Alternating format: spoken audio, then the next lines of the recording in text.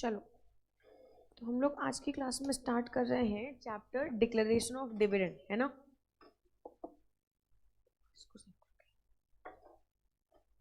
Declaration of dividend chapter की weightage होगी आपके लिए 4 to 6 मार्क्स की। 4 to 6 मार्क्स की वेटेज होगी इसकी आपके लिए। और कितने सेक्शन कवर होंगे यहाँ पे सेक्शन 123 टू सेक्शन 127 कवर होंगे यार, है ना। चलो बात करते हैं। यहाँ पे देखो, तो यहाँ पे 123 से हम चीज़ें स्टार्ट कर रहे हैं और 127 पे जाके ख़त्म होंगे, ना। अब सबसे पहले बात करते हैं हम लोग, तो यहाँ पे हम लोग बात करेंगे कि what is the meaning of dividend, आखिर में डिविडेंड क्या होएगा। फिर हम लोग बात करेंगे टाइप्स ऑफ डिविडेंड की। तो बेसिकली एक कंपनी दो तरीके के डिविडेंड देती है, इंटरिम डिविडेंड और फाइनल डिविडेंड, तो हम इसकी बात करेंगे। इसके अलावा फिर हम लोग देखेंगे कौन से कंपनी कौन से प्रॉफिट से डिविडेंड दे सकती है, करंट ईयर के प्रॉफिट से दे सकती है, एक्यूमुलेटेड प्रॉफिट से दे सकती है, कौन से प्रॉफिट से दे सकती है, हम लोग इन चीज़ों को देखेंगे। एक अनपेड डिविडेंड का कॉन्सेप्ट आएगा, उसको देखेंगे। आईईपीएफ का कॉन्सेप्ट, उसको देखेंगे। एंड फिर पनिशमेंट, है ना। तो इस तरीके से 123 to 127 की हम लोग यहाँ पे बात करेंगे ना। मूव करते हैं सीधे कॉन्सेप्ट पे आते हैं। यहाँ पे डिविडेंड की बात करते हैं। डिविडेंड है क्या? डिविडेंड का मतलब होता है कि फॉर एग्जांपल जिन लोगों ने कंपनी में फंड्स लगा रखे हैं, जिन लोगों ने कंपनी में अपने पैसे लगा रखे हैं, तो कंपनी उन पैसों के बदले में उन्हें एक certain some of money of course return के तौर पे देती है, तो उसको हम लोग डिविडेंड बोलते हैं ना। तो अब हम यहाँ पे अगर बात करें तो डिविडेंड है क्या, यहाँ पे देखो section 2 clause 35 of the companies act define the dividend. Dividend simply state that dividend includes any interim dividend, यानी कि डिविडेंड का मतलब होता है कि कंपनी को अगर कोई प्रॉफिट्स हो गए, तो ये प्रॉफिट्स हुए किसकी वजह से, ऑफकोर्स शेयर होल्डर की वजह से हुए। तो इन प्रॉफिट से एक छोटा सा पोर्शन निकाल के वो शेयर होल्डर को डिस्ट्रीब्यूट कर दिए उनके इन्वेस्टमेंट के बदले में, है ना, कि आपने इन्वेस्ट किया है तो हम आपको उस इन्वेस्टमेंट पे रिटर्न देंगे। तो वही रिटर्न जो होता है वो हमारे लिए क्या कहलाता है, प्रॉफिट और डिविडेंड कहलाता है, ठीक है। तो ये प्रॉफिट का एक सर्टेन शेयर, सर्टेन पोर्शन जो एक कंपनी अपने इन्वेस्टर को देती है, क्योंकि इन्वेस्टर ने कंपनी में इन्वेस्ट किया है, उसके बदले में जो रिटर्न, उसको हम लोग डिविडेंड बोलेंगे। बेसिकली हमारे पास डिविडेंड दो तरीके के होंगे, interim dividend and final dividend, है ना। इंटरिम डिविडेंड का मतलब होता है बिटवीन द टू एजीएम, अगर कोई कंपनी डिविडेंड इशू करती है तो उसको हम लोग बोलते हैं इंटरिम डिविडेंड, और अगर डिविडेंड एनुअल जनरल मीटिंग में इशू करती है तो उसको हम लोग बोलते हैं फाइनल डिविडेंड। मैंने आप लोगों को ऑलरेडी बता रखा था कि 4 ऐसे बिजनेस होते हैं कंपनी के जो सिर्फ और सिर्फ कंपनी एनुअल जनरल मीटिंग में करती है ना। बेसिकली कंपनी कितने तरीके के बिजनेस ट्रांजेक्ट करती है, अगर मैं बात करूं तो एक कंपनी 2 बिजनेस ट्रांजेक्ट करती है। एक होएगा हमारे लिए ordinary business,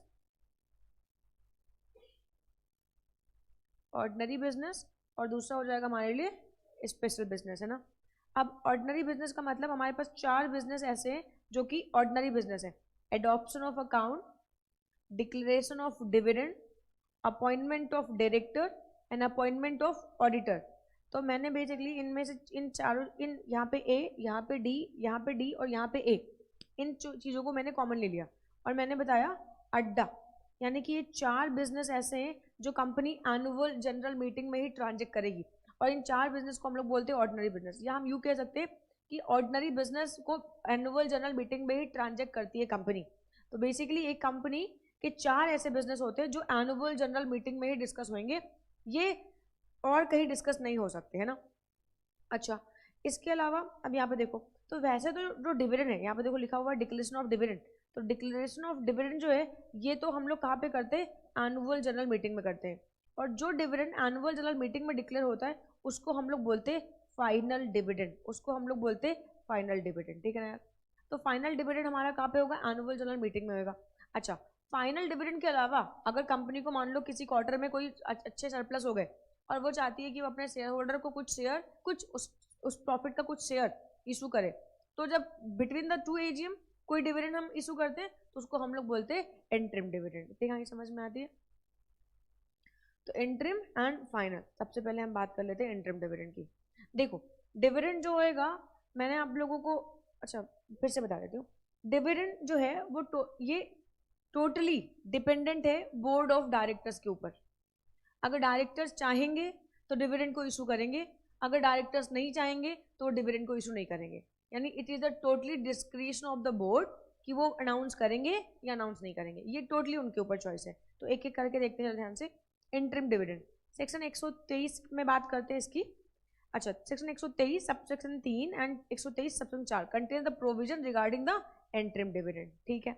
interim dividend may be declared by the board of directors, चाहे इंटरिम डिविडेंड हो चाहे फाइनल डिविडेंड हो, दोनों ही dividend board of directors declare करते हैं। जब तक शेयर होल्डर ने इसका राइट ना ले लिया हो, मतलब जो डिविडेंड है उसको इशू करने का राइट शेयर होल्डर का भी हो सकता है क्या? अगर कंपनी के आर्टिकल ऑफ एसोसिएशन में लिखा हुआ है कि कंपनी के शेयर होल्डर के पास पावर है डिविडेंड को इशू करने की, तो फिर डायरेक्टर के पास ना होके शेयर होल्डर के पास पावर चली जाएगी। और अगर कंपनी के आर्टिकल ऑफ एसोसिएशन में नहीं लिखा है तो फिर ये सिचुएशन में कंपनी के बोर्ड ऑफ डायरेक्टर्स के पास ही पावर है। यानी कि इन जनरल कंपनी लॉ ने पावर दे रखी है डायरेक्टर्स को डिविडेंड को इशू करने की। बट अगर कंपनी के आर्टिकल ऑफ एसोसिएशन में लिखा हुआ है कि शेयर होल्डर भी डिविडेंड को इशू कर सकते हैं, तो ये सबको शेयर होल्डर भी कर सकते हैं। आई कहानी समझ में? अच्छा, interim dividend may be declared by the board of directors at any time. तो एंट्रीम भी और फाइनल भी हम समझते चलेंगे यहीं पे। तो अभी तो खैर इंटरिम की बात करें, तो interim dividend may be declared by the board of directors at any time during the period from the closure of financial year till the holding the annual general meeting. Annual general meeting को hold करने से पहले, यानी एक annual general meeting पहले हो चुकी होगी, एक एनुअल जनरल मीटिंग फ्यूचर में होएगी, तो दो एनुअल जनरल मीटिंग के बीच में अगर डायरेक्टर्स को लगता है कि हमारे पास प्रॉफिट्स हैं और हमें ये प्रॉफिट्स अपने मेंबर्स के साथ शेयर करना है, तो फिर वो दो एजीएम के बीच में डिविडेंड को अनाउंस कर देते हैं। तो इस तरीके के डिविडेंड्स को हम लोग इंटरिम बोलेंगे। The declaration of interim dividend is done out of profit before final adoption of accounts. Of course जो एनुअल जनरल मीटिंग में डिविडेंड इशू होता है वो डिविडेंड एडॉप्शन ऑफ अकाउंट्स के बाद होता है। बट अभी दो एनुअल जनरल मीटिंग के बीच में, यानी कि फाइनेंशियल ईयर के बीचों बीच में हम कर रहे हैं, तो फाइनेंशियल ईयर के बीचों बीच में अभी हम कहाँ से अपने अकाउंट्स को अडॉप्ट करेंगे? क्योंकि एडॉप्शन ऑफ अकाउंट तो जनरल मीटिंग में होता है ना, adoption of account general meeting में होता है, तो फिर ये जनरल मीटिंग में होएगा। समझता है बात को? तो declaration of interim dividend is done out of profit before the final adoption of the accounts by the shareholder and therefore interim dividend is set to be declared and paid between two AGMs. बोल भाई थी कहीं समझ में आती है?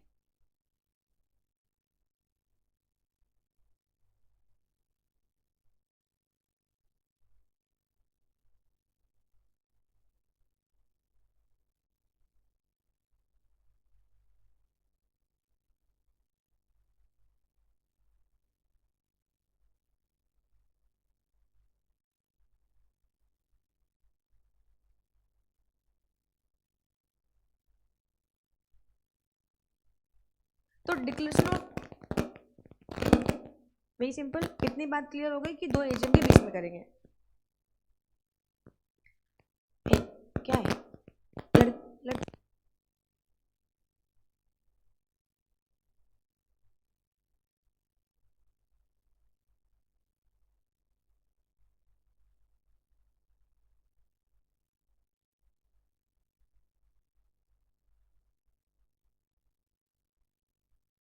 तो यार सबको दिक्कत होता है, जो लड़कियों को धूल, जैसे फॉर एग्जाम्पल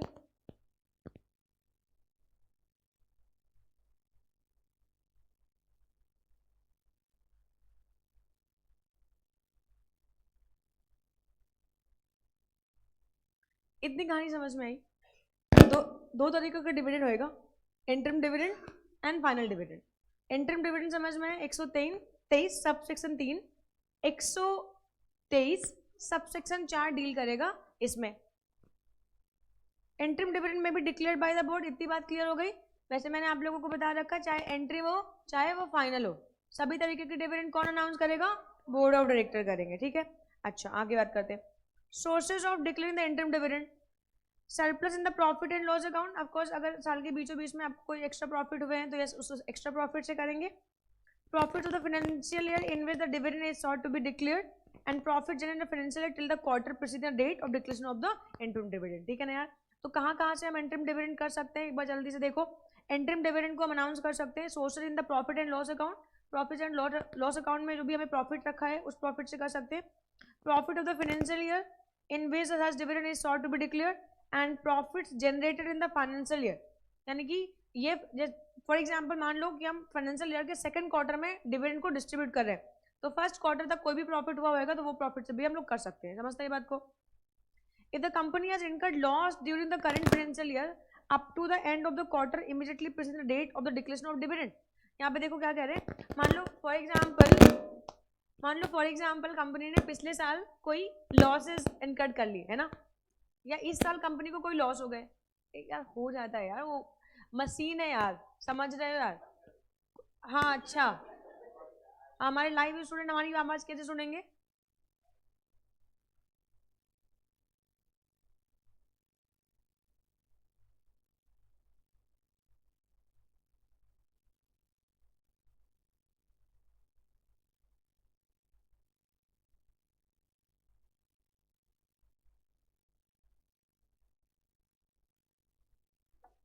अभी सुबह सुबह ना अर्ली मॉर्निंग 9 बजे उसको भी जगने की आदत नहीं थी ना, वो अभी जग रहा है, तो समझो ना थोड़ा सा है ना। हाँ जो अभी सही हो जाएगा यार। अच्छा अभी यहाँ पे देखो ध्यान से,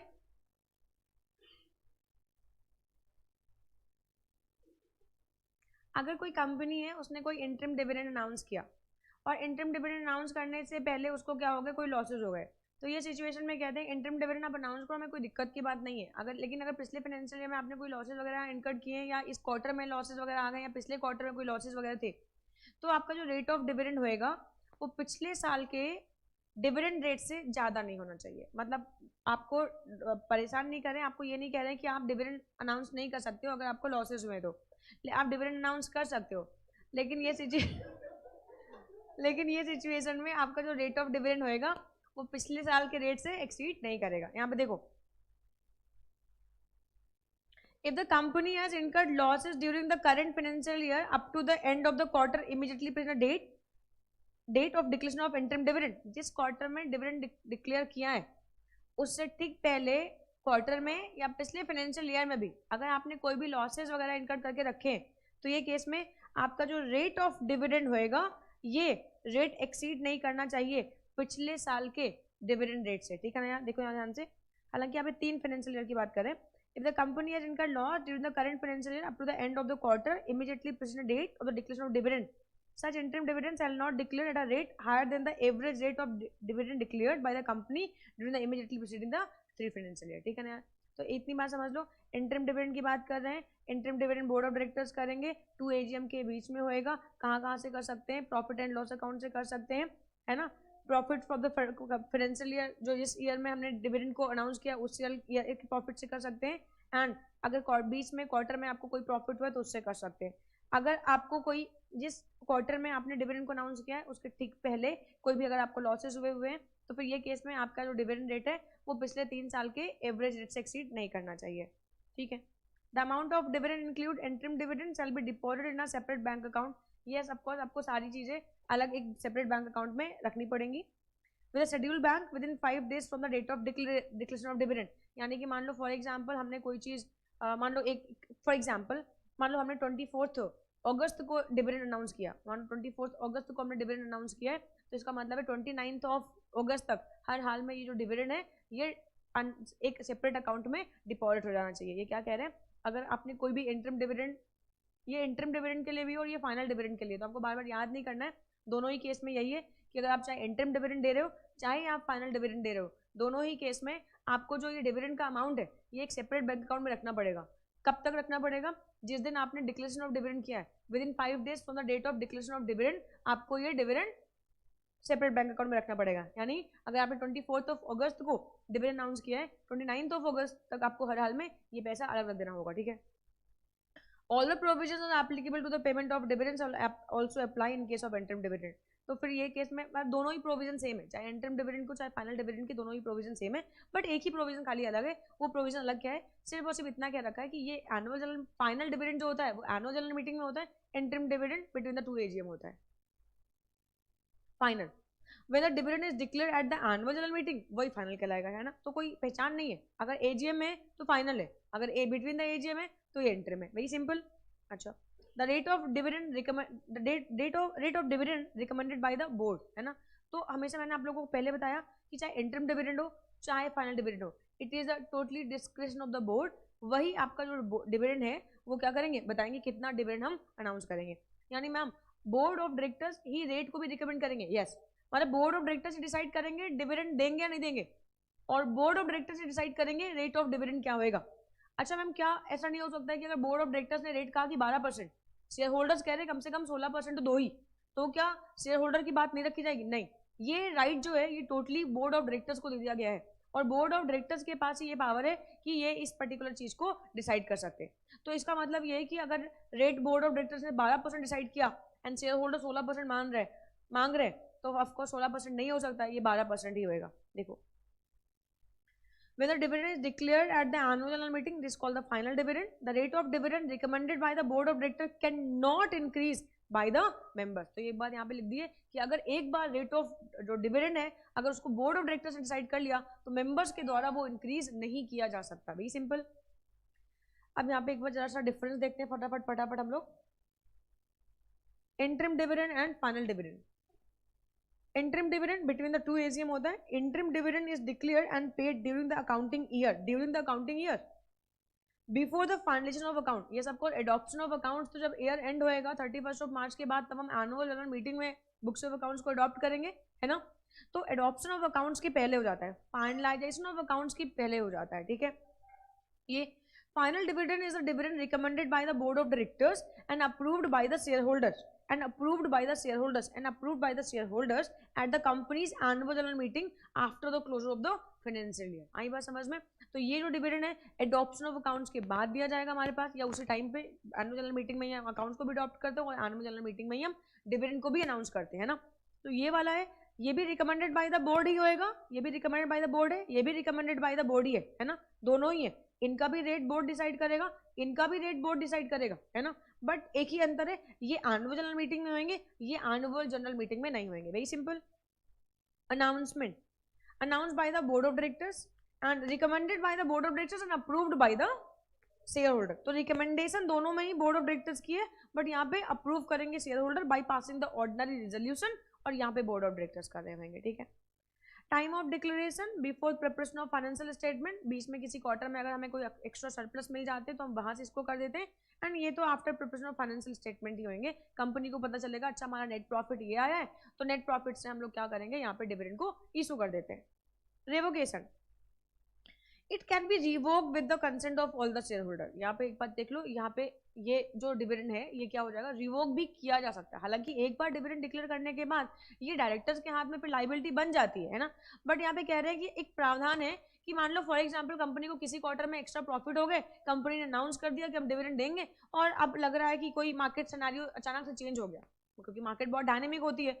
आज सिचुएशन अलग थी, कल झटका लग गया कंपनी को, और अब कंपनी को बहुत हैवी लॉस हो गया या प्रॉफिट को कहीं और डालना पड़ गया। तो ये केस में अब कंपनी कह रही है यार प्रॉफिट डिविडेंड अनाउंस तो कर दिया है, लेकिन शायद अभी हम इस सिचुएशन में नहीं है कि हम डिविडेंड दे पाएंगे। तो ये सिचुएशन में अब यहाँ पे एक प्रावधान बनाया गया जहाँ पे कहा गया कि अच्छा ठीक है, अगर इस तरीके की सिचुएशन आ गई है तो एक काम करो, आप अपने शेयर होल्डर्स को बुलाओ, जनरल मीटिंग बुलाओ, और EGM and extraordinary general meeting, और उसमें मेंबर की कंसेंट ले लो। अगर मेंबर हाँ कर देते हैं तो ये सबको कोई दिक्कत की बात नहीं है, आप इसको रिवोक कर सकते हो, है ना।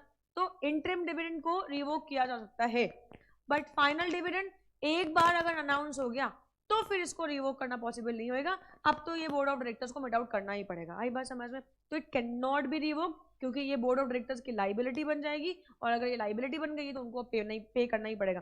यानी कि एक बार जब डिविडेंड अनाउंस हो जाता है तो ये कंपनी के हाथ में जस्ट लाइक अ डेट हो जाता है, और अगर ये डेट हो गया तो ये सब कॉस्ट कंपनी को उसको पे करना ही पड़ेगा, ठीक है। यहाँ पे बात करते हैं। हाँ,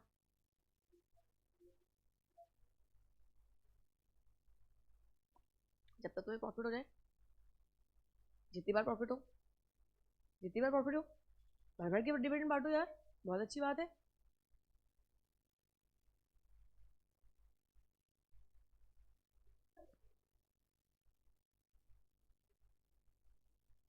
आ जाओ।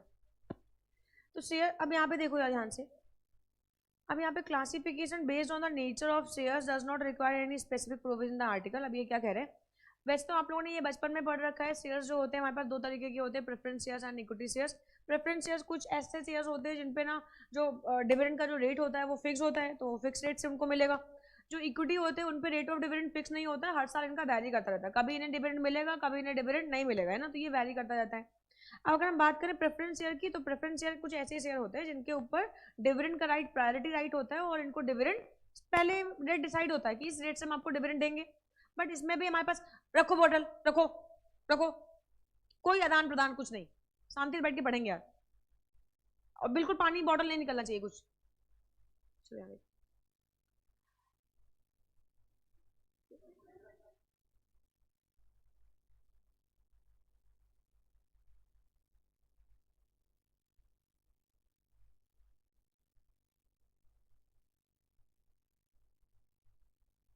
Preference share.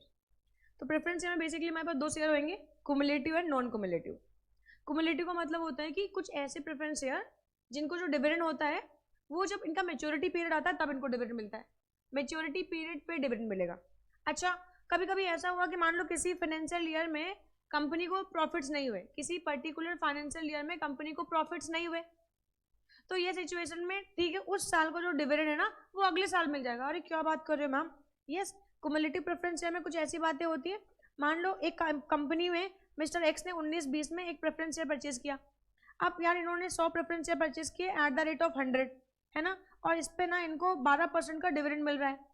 अब 19-20 में कंपनी को प्रॉफिट्स हुए तो कंपनी ने क्या किया, इनका जो डिविडेंड है ऑफकोर्स वो 12% का निकाल के रख दिया, कोई दिक्कत की बात नहीं, 12% मिल गया। 20-21 में क्या हुआ, कंपनी ने इनको ना डिविडेंड दी, कंपनी को प्रॉफिट से नहीं हुए। अच्छा, जब कंपनी को प्रॉफिट से नहीं हुए तो इनको जो डिविडेंड होगा वो नहीं मिलेगा, क्योंकि प्रॉफिट से नहीं हुए ना, और डिविडेंड तो हम प्रॉफिट से निकालेंगे, तो 12% का डिविडेंड जो था वो 20-21 में क्या हो गया, यहाँ पर नील मार दिया, और 21-22 में इनको फिर से क्या हो गए, प्रॉफिट हुए, और 12% का है तो इस साल इनको 12% का प्रॉफिट मिल गया यार। अब मुद्दा ये आता है कि कुमुलेटिव है, तो ये साल अगर प्रॉफिट्स नहीं हुए तो क्या इन लोगों को ये साल का डिविडेंड नहीं मिलेगा, नहीं मिलेगा, ये अगले साल के प्रॉफिट से ये 12% में निकाल के देंगे। आई बात समझ में? तो कुमुलेटिव प्रेफरेंस शेयर में यही खास बात होती है कि इनको जो डिविडेंड है वो मेच्योरिटी के टाइम पे मिलेगा। अब मेच्योरिटी के टाइम पे मिलेगा तो ऐसा भी हो सकता है कि मान लो 5 साल के प्रेफरेंस शेयर थे तो किसी एक साल में इनको प्रॉफिट नहीं हुआ तो क्या उस साल का डिविडेंड नहीं मिलेगा, नहीं ऐसा नहीं है, इस साल का भी डिविडेंड मिलेगा, अगले साल प्रॉफिट्स होंगे तो इनका 12% प्रॉफिट ये भी निकाल के रखेंगे। आई बात समझ में? अच्छा, एक होते non cumulative preference share. Non cumulative में क्या होगा, नॉन कुमुलेटिव का मतलब है आपका जो डिविडेंड होगा वो फ्यूचर में पेबल नहीं होगा, आपका डिविडेंड हर साल पेड होएगा।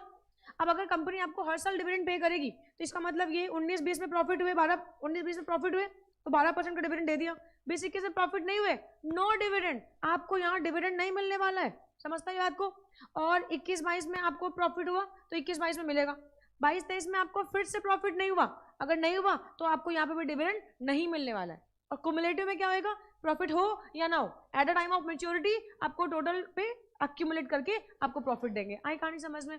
तो अब यहाँ पे ध्यान रखेंगे कि कैसे हम प्रेफरेंस शेयर को डिविडेंड देते हैं। तो बेसिकली हमारे पास दो तरीके के प्रेफरेंस शेयर हो सकते हैं, कुमुलेटिव और नॉन कुमुलेटिव। कुमुलेटिव पे आपको हर साल डिविडेंड मिलेगा ही मिलेगा, मतलब एक्यूमुलेट होता जाएगा, अक्रू होता जाएगा और मेच्योरिटी के टाइम पे मिलेगा।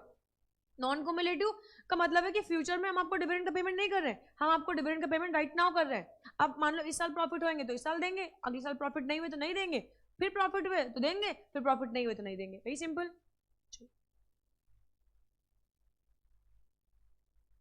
अच्छा, इक्विटी शेयर्स की बात करते हैं। तो इक्विटी शेयर्स को जो प्रॉफिट होएगा ये मिलेगा इनको, बट ऑफकोर्स कोई रेट ऑफ डिविडेंड इनका नहीं होता है कि किस पर्टिकुलर फिक्स रेट से इनको डिविडेंड मिलेगा। अब ये तो डिपेंड करता है कंपनी के ऊपर, कंपनी के पास प्रॉफिटेबिलिटी कैसी है, जिस तरीके की प्रॉफिटेबिलिटी होगी उसी के हिसाब से इनको डिविडेंड मिलेगा। Equity shares are those which are not preference share and they do not enjoy the preferential right in the matter of payment of dividend or repayment of capital. The rate of dividend of equity share is recommended by the board of directors and may vary from the year to year. और of course ये year to year मिलेगा। And rate of dividend depends upon the dividend policy। और ये कौन decide करेगा, director decide करेंगे। आई कहानी समझ में? तो यहाँ पे रेट पहले से डिसाइडेड होंगे, यहाँ पे रेट पहले से डिसाइडेड होंगे, यहाँ पे रेट डिसाइड नहीं होएगा। कुमुलेटिव में आपको हर साल पे आपका किसी साल का अगर प्रॉफिट नहीं हुआ उस साल का भी पेमेंट क्या हो जाएगा, आपका ऐड हो जाएगा और ऐड होकर फ्यूचर में मिलेगा। ये केस में जिस साल प्रॉफिट हुआ होएगा, जिस साल प्रॉफिट हुआ होएगा ओनली ना ईयर ऑफ प्रॉफिट ही आपको डिविडेंड मिलेगा, जिस साल आपको प्रॉफिट नहीं हुआ वो साल को आपको डिविडेंड नहीं मिलने वाला। वेरी सिंपल, इतनी बात क्लियर होती है ना। अब हम आते हैं provision regarding the declaration of dividend. अब हमारे पास ये आगे प्रोविजन कि हम डिविडेंड को कैसे डिक्लेयर करेंगे। Sources of declaration of dividend, हम कहाँ से डिविडेंड को डिक्लेयर कर सकते हैं यार, है ना। तो सबसे पहली बात वही सिंपल यार, इन जनरल जो डिविडेंड होते हैं वो करंट ईयर के प्रॉफिट से किए जाते हैं। हमें इस साल प्रॉफिट हुआ हम बांट देंगे शेयर होल्डर्स में, इस साल प्रॉफिट हुआ हम बांट देंगे। तो हमारा जो डिविडेंड है वो करंट ईयर के प्रॉफिट से डिस्ट्रीब्यूट होएगा, ठीक है। Profits of any previous financial year, sometimes ऐसा होता है कि मान लो कोई कंपनी है उसके पास प्रॉफिट्स नहीं हुए इस साल, अब अगर उसके पास प्रॉफिट नहीं हुए तो फिर भाई वो कहाँ से डिविडेंड दे, और शेयर होल्डर जो है वो हल्ला मचा रहे हैं कि भाई हमको तो सही चाहिए, हमें तो डिविडेंड चाहिए, हमें तो डिविडेंड चाहिए। तो फिर ये सिचुएशन में कंपनी कभी कभी क्या करती है, एक्यूमुलेटेड प्रॉफिट से भी डिविडेंड को डिस्ट्रीब्यूट कर देती है। बट ऑफकोर्स एक्यूमुलेटेड प्रॉफिट से अगर डिविडेंड को डिस्ट्रीब्यूट करेगी तो कुछ कंडीशन है, कुछ शर्तें हैं, उन्हें हमें फॉलो करना पड़ेगा, तो हम उन्हें फॉलो करेंगे। बट ऑफकोर्स एक करंट ईयर के प्रॉफिट से कर सकती है, एक्यूमुलेटेड प्रॉफिट से भी कर सकती है, दोनों से ही कर सकती है। हो सकता है आपके पास सफिशिएंट प्रॉफिट ना हो और आप एक्यूमुलेटेड प्रॉफिट को भी यूज करना चाहते हो, तो ये सब कुछ आप एक्यूमुलेटेड प्रॉफिट से भी कर सकते हो, ठीक है। इसके अलावा आगे बात करते हैं provision of money by the government. Sometimes ऐसा होता है कुछ चीज़ों के लिए गवर्नमेंट ऑफ इंडिया क्या करती है, कुछ चीज़ों के लिए कभी कभी कुछ कंपनीज को गवर्नमेंट ऑफ इंडिया भी हेल्प करती है। जैसे स्टार्टअप कंपनीज है, उनमें गवर्नमेंट ने कहा कि आप इस कंपनी में पैसे लगाओ, आपने उस कंपनी में पैसे लगा दिए, बट आप कहते हो कि डिविडेंड नहीं मिलेगा, पता नहीं ये कंपनी प्रॉफिट मेकिंग होएगी कि नहीं होएगी, काम करेगी कि नहीं करेगी। तो समटाइम्स गवर्नमेंट ऑफ इंडिया भी इस बात की गारंटी देती है कि अगर ये कंपनी को प्रॉफिट्स नहीं हुए और ये कंपनी ने ठीक से काम नहीं किया, अगर ठीक से काम किया, इसको प्रॉफिट्स नहीं हुए, तो ये सिचुएशन में गवर्नमेंट कहती है कि हम आपको डिविडेंड देंगे। तो समटाइम्स अगर कोई मनी है वो प्रोवाइडेड बाय द गवर्नमेंट है तो उससे भी हम डिविडेंड को डिस्ट्रीब्यूट कर सकते हैं। तो बेसिकली हमारे पास 3 सोर्सेज होंगे डिविडेंड को डिस्ट्रीब्यूट करने के, करंट ईयर के profits, accumulated profits and amount provided by the government of India. आई बस सेंट्रल गवर्नमेंट या स्टेट गवर्नमेंट हो सकती है। तो sources of sources of dividend क्या है, सोर्सेज ऑफ डिविडेंड है करंट ईयर के profits, accumulated profits and funds provided by the central government और the state government. Very simple, इतनी बात क्लियर होती है। अब यहाँ पे कुछ बातें जिनको हमें ध्यान में रखना है, कुछ बातें ऐसी होती है जिनको हम डिविडेंड देते समय या डिविडेंड की जो फंड्स हैं, जब हम डिविडेंड के उन फंड्स को निकालेंगे तो उनमें कुछ चीज़ों को हम कंसीडर नहीं करते हैं, कुछ चीज़ों को नहीं मानते। जैसे फॉर एग्जांपल एक कंपनी है और उसके पास ना बहुत सारे नोशनल गेन्स है। नोशनल गेन आप लोगों ने एक स्टैंडर्ड है accounting standard 9 revenue recognition, revenue recognition में लिखा हुआ है। अब या अकाउंट में आप बेसिक अजम्पशन भी पढ़ते हो, अकाउंट में आप बेसिक अजम्पशन पढ़ते हो कि एक कंपनी ना अपने फ्यूचर जो लॉसेज है उनको तो रिकॉग्नाइज करती है लेकिन फ्यूचर प्रॉफिट्स को नहीं करती जब तक वो एक्चुअल में अक्रू ना हो जाए, है ना। तो इसी को बोलते हैं रेवेन्यू रिकॉग्नाइजेशन। यही चीज़ हम अकाउंटिंग स्टैंडर्ड 9 में पढ़ते हैं। तो यहाँ पे अब हो सकता है कि कंपनी के पास बहुत सारे नोशनल गेन्स हो, तो लॉ कहता है कि नोशनल गेन्स को हम कंसीडर नहीं करेंगे, मतलब आपके जो प्रॉफिट्स होंगे आपको अपने प्रॉफिट्स देंगे, तो प्रॉफिट्स इंक्लूड्स आपके जितने भी गेन्स है वो होंगे। अब गेन्स में आप लोगों ने नोशनल गेन लिख रखा है कि फ्यूचर में वो ये ग्राहक आएगा और ये ग्राहक ने प्रॉमिस किया है, ये ग्राहक आएगा और पैसा दे के जाएगा। अभी जिस ग्राहक ने प्रॉमिस किया क्या वो सचमुच आएगा, क्या वो सचमुच पैसे देगा, पता नहीं, हू नोज, कोई नहीं जानता, समझता ये बात को। तो फिर ये सिचुएशन में कुछ कहा नहीं जा सकता, तो नोशनल गेन्स को आप नहीं लिखोगे। इसके अलावा हो सकता है कि आपने कुछ रिवैल्यूएशन ऑफ एसेट कर रखी हो। मान लो फॉर एग्जांपल आपके बैलेंस शीट में कोई लैंड हो जिसकी वैल्यू आपने 100 करोड़ की परचेज करी थी और आपने उसको रिवैल्यू करके 5 साल में 200 करोड़ कर दिया, तो 200 करोड़ अब ये तो तभी पता चलेगा ना कितना वैल्यू एक्चुअल में होएगा, ये तो तभी पता चलेगा जब वो लैंड बिकेगी एक्चुअल में और उससे कितना रियलाइज होएगा। आपने रिवैल्यू कर दिया, जरूरी थोड़ा है कि उसी चीज पे मिलेगी, तो ये चीज को आपको ध्यान में रखना है। इसके अलावा आपको ना डेप्रिसिएशन को हमेशा एडजस्ट करना है। जब भी हम लोग ना डिविडेंड के लिए सरप्लस निकालेंगे, नेट प्रॉफिट निकालेंगे, तो वो केस में हमेशा हम डेप्रिसिएशन को क्या करेंगे, एडजस्ट करेंगे। अगर डेप्रिसिएशन को हम एडजस्ट नहीं करेंगे तो ऑफ कोर्स हम बिना डेप्रिसिएशन के ही हम क्या कर रहे हैं, एसेट्स को लिख रहे हैं। तो कल को अगर बाइंडिंग अप होता है तो एसेट्स तो अपने फेयर मार्केट वैल्यू पे बिकेंगी, डेप्रिसिएशन के बाद ही बिकेंगी, तो कम वैल्यू रियलाइज होती है जिससे कंपनी को नुकसान होता है, समझता है। तो ये केस में डेप्रिसिएशन को एडजस्ट करेंगे, नोशनल गेन्स को एडजस्ट नहीं कर, नोशनल गेन्स को हम लोग कंसीडर नहीं करेंगे, रिवैल्यूएशन को हम लोग कंसीडर नहीं करेंगे, या मान लो फ्यूचर कोई लाइबिलिटी अराइज होने वाली तो उसको हम लोग कंसीडर करेंगे। तो कुछ इस तरीके की जो अकाउंटिंग प्रिंसिपल्स है हम उनको भी यहाँ पे ध्यान रखेंगे प्रॉफिट को कैलकुलेट करते समय। यहाँ पे देखो, before declaration of any dividend carried over the previous losses and depreciation not provided in the previous year are required to be set of.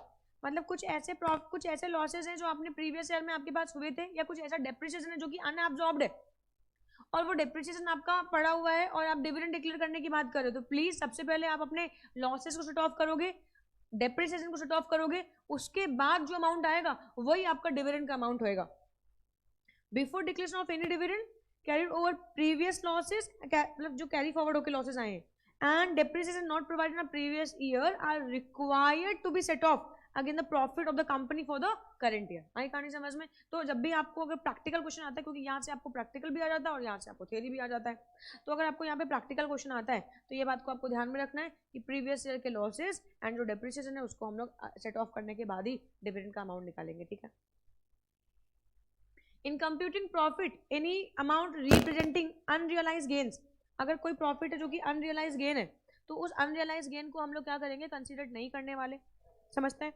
या revaluation of asset, revaluation of asset actual में थोड़ा ना होता है यार, ये तो धोखा होता है। and change in carrying on amount of an asset or liability or measurement of the asset or the liability fair value shall be excluded। आई बात समझ में? तो अगर किसी एसेट को लेके कोई फ्यूचर में लाइबिलिटी राइज होने वाली, जैसे इंश्योरेंस रिन्यू होने वाला है, तो उसका भी तो पैसा आप लेस करोगे या डेप्रिसिएशन लेस करोगे या कोई अदर एक्सपेंसेस है तो उनको भी आपको लेस करना होगा। Capital profits are not same as distribute profit. देखो हमारा जो रेवेन्यू प्रॉफिट होता है हम उसी से डिविडेंड डिस्ट्रीब्यूट करते हैं। किसी एसेट को बेच दिया, एसेट को बेचने से पैसे आ गए तो तुमने मेंबर में बांट दिया। अरे अजीब बात कर रहे हो यार, एसेट को बेचा है तो वो एसेट को परचेज भी तो करना पड़ेगा, वो ऑर्गेनाइजेशन की जरूरत होगी। तो हम कैपिटल प्रॉफिट से डिविडेंड नहीं देते कि एसेट को बेच दिया, लैंड को बेच दिया, मेंबर्स कह रहे डिविडेंड दो, कंपनी के पास 1,000 करोड़ की लैंड पड़ी हुई थी, बेच डाला, लो बेटा खुश रहो, पार्टी कर लो यार, है ना। ऐसा थोड़ा तो घर बेच के थोड़ा ना करते हैं यार पार्टी। तो वैसे ही डिविडेंड आप डिस्ट्रीब्यूट करो, कोई दिक्कत की बात नहीं, लेकिन कैपिटल प्रॉफिट से आप डिविडेंड डिस्ट्रीब्यूट नहीं करोगे, है ना, रेवेन्यू प्रॉफिट से करोगे। Capital profits are not same as distributable profits, they are not earned in the normal course of business and therefore normally not available for the distribution as a dividend। तो ये बात को आपको ध्यान में रखना है कि जो आपका नेशनल प्रॉफिट, जो आपका कैपिटल प्रॉफिट है, इसको तो हाथ नहीं लगाएंगे। समझता है ये बात को? एक बार फिर से एक बार पढ़ते, कितनी बातें पढ़ाई हमने आप लोगों को। मैंने आप लोगों को कहा अभी तो इंटरिम डिविडेंड की बात करी। इंटरिम डिविडेंड क्या होता है? इंटरिम डिविडेंड को कौन डिसाइड करता है? Board of directors. ख्याल इंटरिम हो चाहे फाइनल हो, दोनों को ही बोर्ड ऑफ डायरेक्टर्स डिसाइड करेंगे, ठीक है। कहाँ मिलेगा? बिटवीन द एजीएम मिलेगा। सोर्सेज ऑफ इंटरिम डिविडेंड क्या होंगे, कहाँ से अनाउंस करेंगे? प्रॉफिट एंड लॉस अकाउंट से करेंगे, या मान लो profit of the financial in which dividend sort, जिस साल हमने अनाउंस किया उस साल जो प्रॉफिट्स हुए हैं, या फिर अगर किसी पर्टिकुलर क्वार्टर में आप कर रहे हो, अनाउंस कर रहे हो, तो उस क्वार्टर में अगर आपको कोई भी प्रॉफिट्स हुए तो उन प्रॉफिट से आप कर सकते हो, ठीक है। फिर इसके अलावा कहते हैं कि if the company has incurred loss during the current financial year, अगर आपने करंट फाइनेंशियल ईयर में लॉस अर्न किया या पिछले फाइनेंशियल ईयर में अपने कोई भी लॉसेस अर्न किए हुए, तो आपका जो डिविडेंड रेट होएगा वो 3 साल के एवरेज रेट से ज़्यादा नहीं करेगा, ठीक है।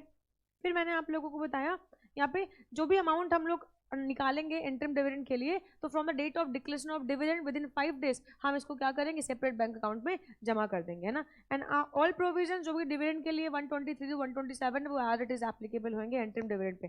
फाइनल डिविडेंड, ऐसा डिविडेंड जो एनुअल जनरल मीटिंग में हम लोग अनाउंस करते हैं तो वो फाइनल डिविडेंड कहलाता है हमारे पास। And rate of dividend recommended by the board ही होता है, और रेट ऑफ डिविडेंड ये चेंज नहीं हो सकता। मैम अगर अभी आपने एक बात कही थी कि मान लो कंपनी के आर्टिकल ऑफ एसोसिएशन में लिखा हुआ है कि जो डिविडेंड है उसको अनाउंस करने की जो पावर है, जो डिविडेंड है उसको अनाउंस करने की जो पावर है वो ऑफकोर्स कभी अगर आर्टिकल ऑफ एसोसिएशन ने दे दी है शेयर होल्डर को, अगर आर्टिकल ऑफ एसोसिएशन ने दे दी है शेयर होल्डर को, तो ये ऑफकोर्स शेयर होल्डर भी कर सकते हैं। तो क्या शेयर होल्डर ये रेट भी चेंज कर सकते हैं? नहीं, शेयर होल्डर ये रेट चेंज नहीं कर सकते। फिर डिफरेंस हम लोगों ने पढ़ा। फिर यहाँ पे प्रेफरेंस और इक्विटी के बारे में पढ़ा।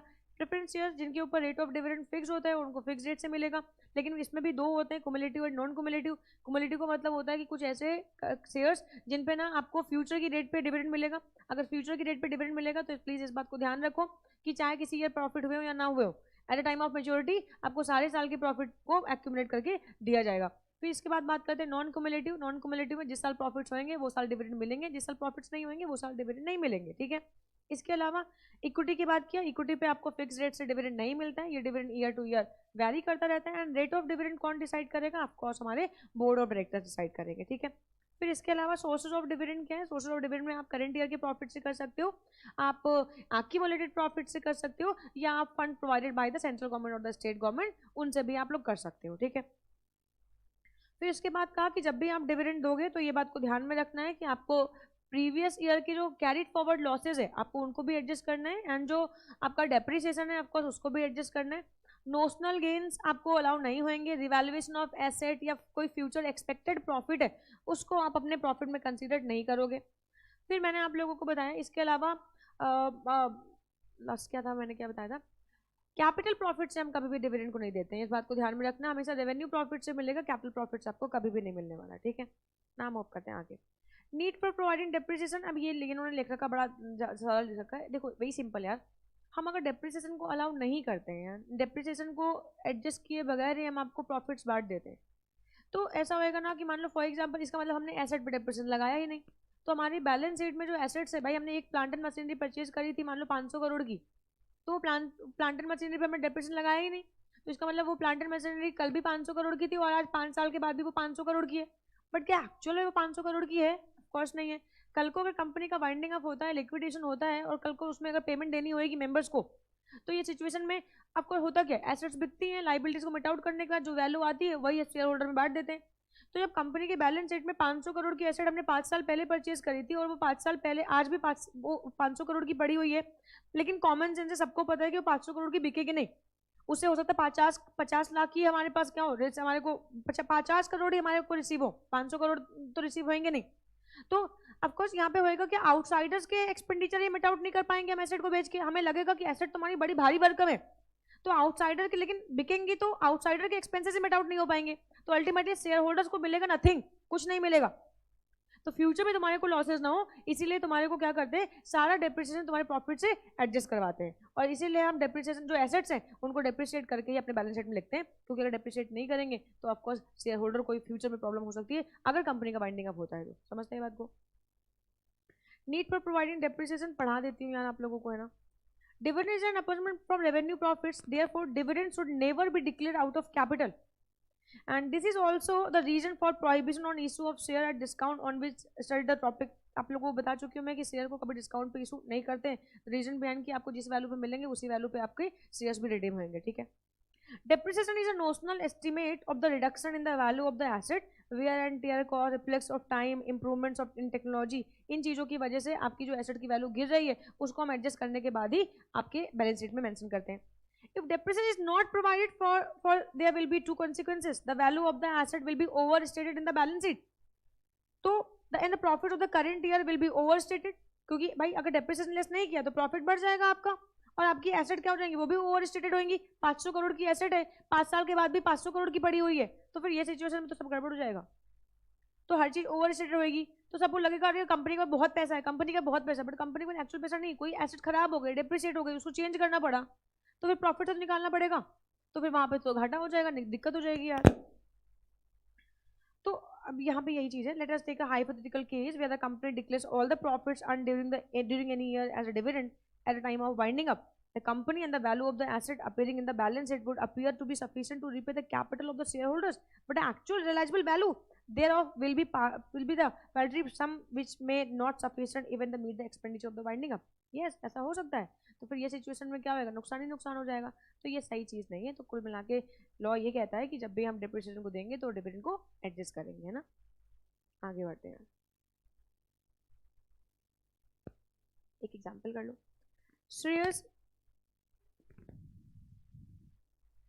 Shreyas Mechanical Limited owns a plot of land which was purchased long before.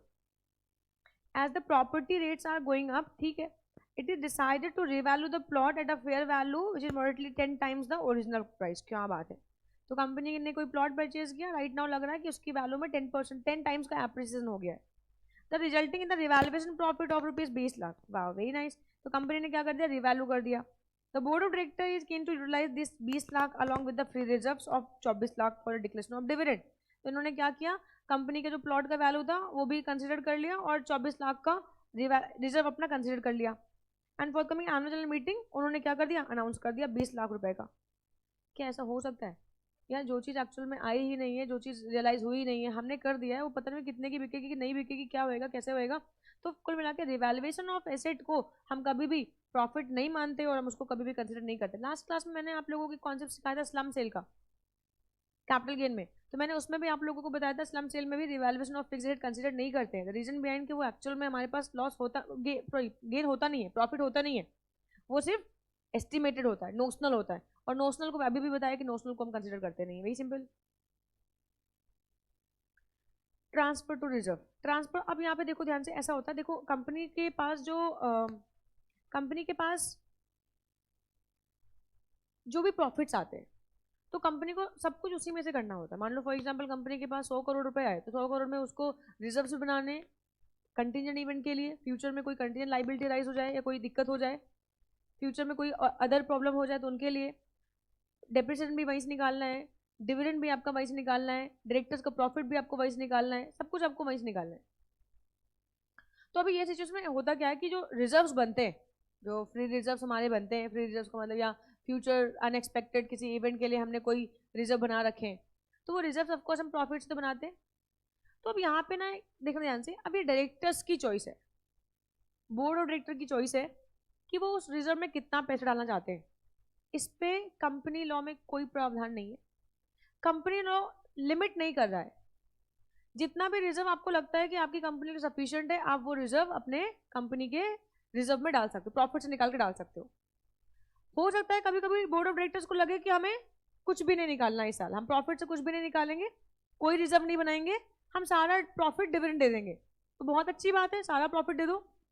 अगर डायरेक्टर्स को लगता है कि हमें जो प्रॉफिट हुए हम उससे सर्टेन सम ऑफ मनी निकालेंगे और निकाल के हम इसको रखेंगे अपने रिजर्व में, तो वो भी बोर्ड ऑफ डायरेक्टर्स की अपनी चॉइस होगी। आई बात समझ में? तो यहाँ पे कोई भी पर्सन यहाँ पे हस्तक्षेप नहीं कर रहा है, डायरेक्टर्स की अपनी चॉइस है, उन्हें जो कंपनी के लिए उचित लग रहा है वो कर सकते हैं। तो यहाँ पे रिजर्व जो भी छोटे मोटे रिजर्व बना के कंपनी के डायरेक्टर रख रहे हैं तो वो उनकी चॉइस है, वो रख सकते हैं, है ना, और उसके बाद ही वो डिविडेंड देंगे, या उनकी चॉइस है वो कुछ भी अमाउंट ना रखें। देखो, transfer of profit to reserve for any financial year has been left to the discretion of the company, yani discretion of the board.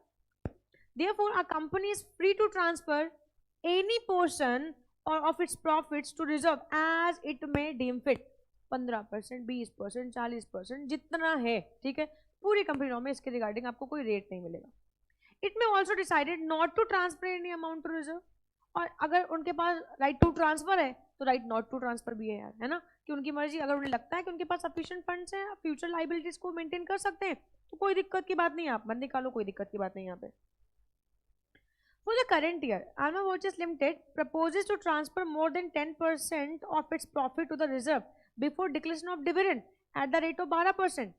Can the company do so? Yes, of course कर सकती है, it is the discretion of the company कि वो जो चाहे वो करे। The amount to be transferred to reserve out of profits for any financial year before the declaration of dividend has been left to the discretion of the company. Therefore, Alma Watches Limited is free to transfer any part of its profit to reserves as it may deem fit. आई कहानी समझ में आप लोगों को? यहाँ पर next देखो, Bricks Limited has earned a profit of ₹1,000 crore for rupees financial year 18-19. It has proposed a dividend 8.75%. However, it does not intend to transfer any amount to the reserve out of profit. अब ये कह रहे हैं कि 1000 करोड़ के profit बले हुए हमारे पास, बट ऑफकोर्स हमें कुछ नहीं ट्रांसफर करना, बताओ क्या करें? Not to transfer any amount, इनकी चॉइस है। The amount to be transfer to reserve out of profit for any financial year has been left to the description of the company and the company is free to transfer any part of its profit to the reserve as it may deem fit, or it may even not to transfer any profit to reserve. आइए आपका स्वागत है, गनीमत है, आ ही गए तुम। If it is deemed appropriate before the declaration of dividend, thus Bricks Limited is justified in its action, and if it does not transfer any amount of profit to the reserve, तो ये इनकी choice. बोल भाई, इतनी कहानी समझ में आती है? याद रखोगे एग्जाम के लिए तुम लोग ये कॉन्सेप्ट को। Declaration of dividend when there is an inadequacy or absence of profits. तो मैंने आप लोगों को बता रखा था सोर्सेज ऑफ डिविडेंड क्या होंगे। सोर्सेज ऑफ डिविडेंड का मतलब है कंपनी अपने करंट ईयर के प्रॉफिट से भी कर सकती है, कंपनी अपने एक्यूमुलेट प्रॉफिट से भी कर सकती है, और funds provided by the central government और स्टेट गवर्नमेंट उनसे भी कर सकती है। तो अब यहाँ पे कह रहे हैं कि अगर मान लो किसी पर्टिकुलर ईयर में कंपनी के पास फंड्स जो है वो इनएडिक्वेट है, सफिशिएंट फंड्स नहीं है, बट कंपनी जो है वो डिविडेंड को डिस्ट्रीब्यूट करना चाहती है, या कंपनी को प्रॉफिट्स नहीं हुए, शेयर होल्डर हल्ला मचा रहे हैं, बोले हमें तो प्रॉफिट दो, हमें तो प्रॉफिट दो, हम नहीं जानते हमें प्रॉफिट चाहिए, सोना नहीं। तो ये सिचुएशन में कंपनी क्या करती है, ये सिचुएशन में कंपनी फिर अपने एक्यूमुलेटेड प्रॉफिट्स को हाथ लगाती है। तो एक्यूमुलेटेड प्रॉफिट से भी हम डिविडेंड को दे सकते हैं, बट उसकी कुछ शर्तें हैं, वो शर्तें आपको माननी पड़ेंगी यार, है ना। अच्छा, where in any year there is no adequate profit for the declared dividend, the company may declare dividend out of the accumulated profit and by it in the previous year. Previous year के profit मतलब accumulated profits कहलाएंगे, हम इनको reserve बोल सकते हैं, free reserves बोल सकते हैं, ठीक है। Only in accordance with the procedure laid down in rule 3। तो यार सब कुछ यहाँ पे कुछ कंडीशन है, आपको उस कंडीशन को कंप्लाई करना पड़ेगा, आप अपने एक्यूमुलेटेड प्रॉफिट से करो, कोई दिक्कत की बात नहीं। अब फ्री रिजर्व मीन्स अभी जो आपकी जो ऑडिटेड बैलेंस शीट है, उस ऑडिटेड बैलेंस शीट में ऑडिटर ने जो अप्रूव किया है कि ये आपके फ्री रिजर्व्स हैं, ये वही फ्री रिजर्व्स की बात करेंगे। The following shall not be treated as free reserves. ओ मैम बता चुके हो यार, अब आगे बढ़ो। नहीं, मैं फिर से बताऊंगी। Unrealised gain, gain, notional profits, इनको हम लोग कंसिडर नहीं करने वाले। कोई एसेट है उसके रिगार्डिंग जो रिवैल्यूएशन ऑफ एसेट है, हम इनको कंसिडर नहीं करने वाले। आई बात समझ में? तो any amount representing unrealised gain कि फ्यूचर में होंगे, अभी हुए नहीं बट चांसेस है। नोशनल गेन नहीं, इनको नहीं कंसिडर करेंगे। रिवैल्यूएशन ऑफ एसेट इनको नहीं कंसिडर करने वाले। Any change in carrying on an asset of or liability recognized in equity including surplus in profit and loss account in measurement of the asset or the liability at fair, तो इनको भी हम लोग adjust करेंगे है ना, अगर कोई लाइबिलिटी वगैरह अगर अराइज हो रही है तो। फिर रूल 3 में कंडीशन है हमारे पास 3, यहाँ पे 4 कंडीशन लिखी हुई है बट मेन 3 कंडीशन है, उनको आपको फॉलो करना है। कंडीशन क्या है, अगर आप अपने एक्यूमुलेटेड प्रॉफिट से डिविडेंड को दे रहे हो तो प्लीज मेक श्योर कि आपका जो डिविडेंड रेट है वो पिछले 3 साल के एवरेज रेट से एक्सीड नहीं करना चाहिए, है ना। कंपनी ने 19-20 में भी डिविडेंड दिया, 20-21 में दिया, 21-22 में भी दिया, तो 19-20, 20-21, 21-22 में जो रेट ऑफ डिविडेंड था इसके एवरेज का जो इसका एवरेज निकालेंगे इसके एवरेज रेट से ज्यादा नहीं होना चाहिए, ठीक है ना यार। तो सबसे पहली कंडीशन क्या है, अगर आप अपने एक्यूमुलेटेड प्रॉफिट से डिविडेंड डिस्ट्रीब्यूट कर रहे हो, अगर आप अपने एक्यूमुलेटेड प्रॉफिट से डिविडेंड डिस्ट्रीब्यूट कर रहे हो तो रूल 3 में 3 कंडीशन मेन है जिनको आपको फॉलो करना है। पहली कंडीशन है कि आपका जो रेट ऑफ डिविडेंड है वो पिछले 3 साल के एवरेज रेट से एक्सीड नहीं करना चाहिए। The rate of dividend declared shall not exceed the average of the rate at which dividend was declared by the company in the immediately preceding the 3 year, है ना। तो यहाँ पे रेट ऑफ डिविडेंड है, अब यार 19-20 में मान लो हमने 8% का दिया, 20-21 में मान लो हमने 10% का दिया और 21-22 में हमने 12% का दिया, तो फिर इसको डिवाइडेड बाय 3 करेंगे, जो भी हमारा एवरेज रेट आएगा उस एवरेज रेट से एक्सीड नहीं करना चाहिए। इतनी कहानी समझ में आती है। However, ये देखो are the rates at which dividend was declared, ठीक है, this condition shall not apply, अगर पिछले 3 सालों में आपने डिविडेंड दिया ही नहीं तो ये सब कुछ आपके लिए कंडीशन अप्लाई नहीं होगी, अदरवाइज अप्लाई होगी, ठीक है। कंडीशन नंबर 2 कौन कौन सी है, कंडीशन नंबर 2 ये है कि भैया देखो जितना आप कितना प्रॉफिट निकाल सकते हो तो आप 10% of the paid up capital and free reserve ही निकाल सकते हो, मतलब ये अच्छा ये कंडीशन के भीतर प्लस है, तीनों कंडीशन एक साथ कंप्लाई होने चाहिए। पहला ये कि रेट ऑफ डिविडेंड आपका नहीं एक्सीड करना चाहिए 3 साल के एवरेज रेट से। दूसरा इन्होंने कहा कि जो भी आप डिविडेंड यहाँ पे दे रहे हो वो डिविडेंड जो है वो 10% of paid up capital and free reserve ही हो सकता है, उससे लेस होएगा, ज्यादा नहीं हो सकता है। The total amount drawn from such accumulated profit shall not exceed 10% of its paid up share capital and free reserves appearing in the latest audited financial statement. In other words, total amount कितना हो सकता है, less than or equal to 10% of paid up capital and free reserves, ठीक है, paid up capital and free reserve, तो ध्यान रखिएगा इस बात को। दूसरी कंडीशन है कि पेड अप कैपिटल और फ्री रिजर्व के 10% के बराबर हो सकता है, उससे कम हो सकता है, उससे ज्यादा नहीं हो सकता। ये तो आप लोगों को बताया था, ये कोई खास कंडीशन नहीं। The amounts or drawn shall be first utilised toward the payments of carry forward losses or unabsorbed depreciation, तो आपका पिछले साल का जो लॉस है या आपका जो डेप्रिसिएशन है आप पहले उसको सेट ऑफ करोगे, ऑफ कोर्स उसके बाद होगी, ये तो आप लोगों को पता ही। अभी मैंने आप लोगों को बताया था, चाहे इंटरिम डिविडेंड हो चाहे फाइनल डिविडेंड हो, आपको हर हाल में जो पिछले साल के आपके लॉसेज हैं और जो डेप्रिसिएशन है इस साल का उसको आपको एडजस्ट करना पड़ेगा, और उसको एडजस्ट करने के बाद ही जो अमाउंट आएगा वही आपको पे करना है, ठीक है ना।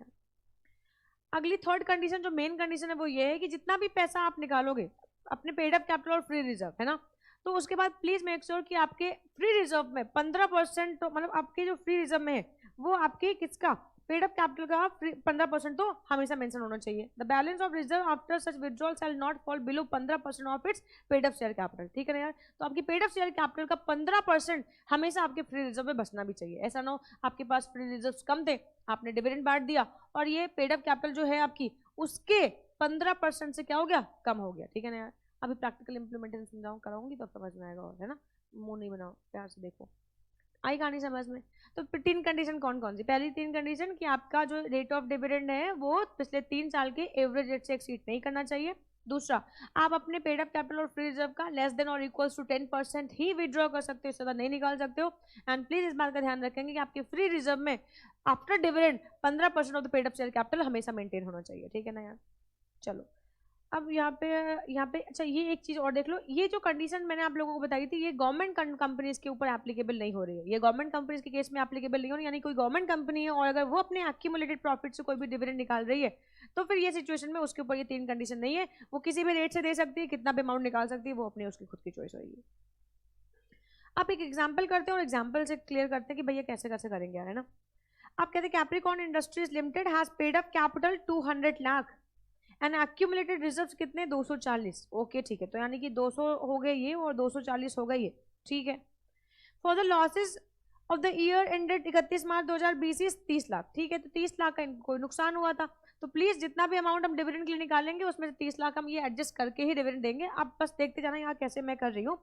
अच्छा, तो and dividend was declared at the following rates and what is the maximum rate at which the company can declare dividend to current year? क्या ये एक्यूमुलेटेड प्रॉफिट से दे रहे हैं? And reserve accumulated for the losses. अच्छा, loss incurred कर लिया and declare dividend, तो ये अजम्पशन ले लो कि मान लो ये एक्यूमुलेटेड प्रॉफिट से कर रहे हैं। तो अगर एक्यूमुलेटेड प्रॉफिट से कर रहे हैं तो 3 कंडीशन, रूल 3 एप्लीकेबल हो जाएगा। एंड रूल 3 में क्या कह रहे हैं? रूल 3 में क्या है? पहली कंडीशन क्या है? 3 साल के एवरेज ऐसे एक्सीड नहीं करना चाहिए। तो 10 9 + 10 + 12 बताओ कितना आएगा यार? ये हमको जो 10 पॉइंट आएगा है 31 डिवाइडेड बाई 3 कितना आएगा? इस रेट से ज़्यादा नहीं होना चाहिए। तो इन्होंने रेट नहीं बताया है तो हम बता दे रहे हैं इस रेट से ज़्यादा नहीं होना चाहिए, इससे कम कर सकते हो।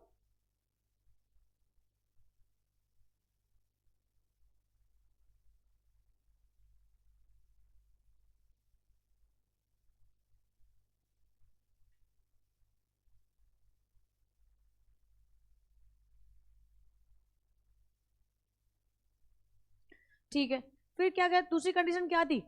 आप जो भी पैसा निकालोगे कितना निकालोगे? 10% of paid up capital free reserve ना। तो पहली कंडीशन तो ये हो गई, चलो ठीक है, पहली कंडीशन ये हो गई, ये एक पहली कंडीशन। दूसरी कंडीशन यहाँ कर देते हैं। दूसरी कंडीशन क्या थी? 200 + 240, जय बताओ इसको जोड़ो कितना आएगा? 440। 440 का 10% कितना आएगा? 44 लाख। ओके, तो 44 लाख रुपीज आया इनका डिविडेंड का अमाउंट। बट 30 लाख रुपीज के लॉसेस भी तो एडजस्ट करेंगे, यानी कि जो डिविडेंड का अमाउंट आएगा वो कितना आएगा? 14 लाख रुपीज आएगा। तो दूसरी कंडीशन में अमाउंट कितना आया? 14 लाख रुपीज, यानी कि 14 लाख से ज्यादा का ये डिविडेंड नहीं दे सकते। 44 लाख रुपीज ये विड्रॉ कर रहे हैं, लेकिन 14 लाख से ज्यादा का ये डिविडेंड नहीं दे सकते, क्योंकि आपको प्रीवियस ईयर के लॉसेस को भी एडजस्ट करना है। समझता है ये बात को? अच्छा, तो दूसरी कंडीशन होगी। तीसरी कंडीशन क्या है? तीसरी कंडीशन है 15% ऑफ पेड अप कैपिटल आपके फ्री रिजर्व में बचनी चाहिए। तो फ्री रिजर्व हमने निकाल लिया 14 लाख रुपीज। अब फ्री रिजर्व कितना है? 240। 240 से अगर हमने 14 लाख निकाले तो कितना बचा? कितना बचा? 226 बचा क्या? अरे बोलो ना यार, 226 बचा। अच्छा, 15% ऑफ पेड अप कैपिटल कितनी हुई? 15% 200, 200 का 15% कितना हुआ? 30 लाख। तो यार ये तो 30 लाख से कहीं ज्यादा है, ये तो 30 लाख से कहीं ज्यादा है, तो कोई दिक्कत की बात नहीं है। तो हम लोग क्या करेंगे, आराम से हम 14 लाख रुपीज निकाल सकते हैं। बोल भाई, थी कहानी समझ में आई क्या?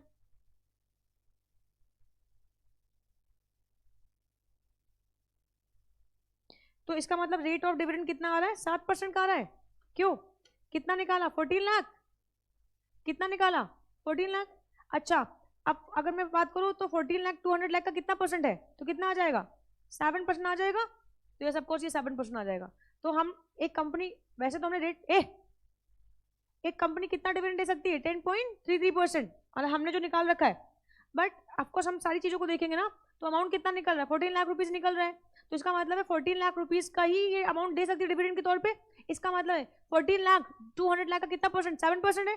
तो एक कंपनी कितना डिविडेंड दे सकती है? 7% ही डिविडेंड दे सकती है, 7% से ज्यादा का नहीं दे सकती। बोल भाई, इतनी समझ में आई? हाँ, अब पूछो।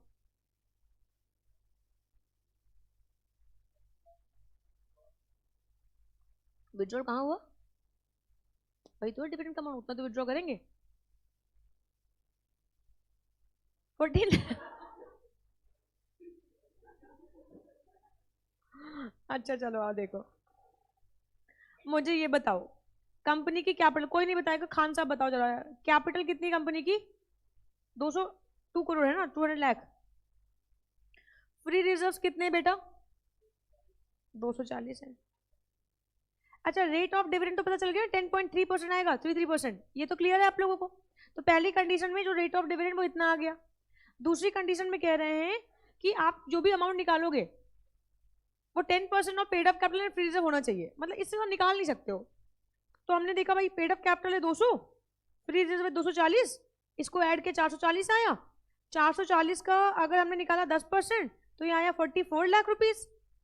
लेकिन अब पिछले साल के देखो 2020 के लॉसेस दे रखे हैं, तो आपसे कहा था कि जितना भी लॉस वगैरह होगा उसको एडजस्ट करने के बाद ही जो अमाउंट आएगा वही आपका डिविडेंड अमाउंट कहलाएगा। तो 30 लाख रुपए हमने उसमें एडजस्ट कर दिया, तो 14 लाख रुपीज यहां से आ गया। तो ये 14 लाख आया। अब इस 14 लाख से हम लोग क्या करेंगे?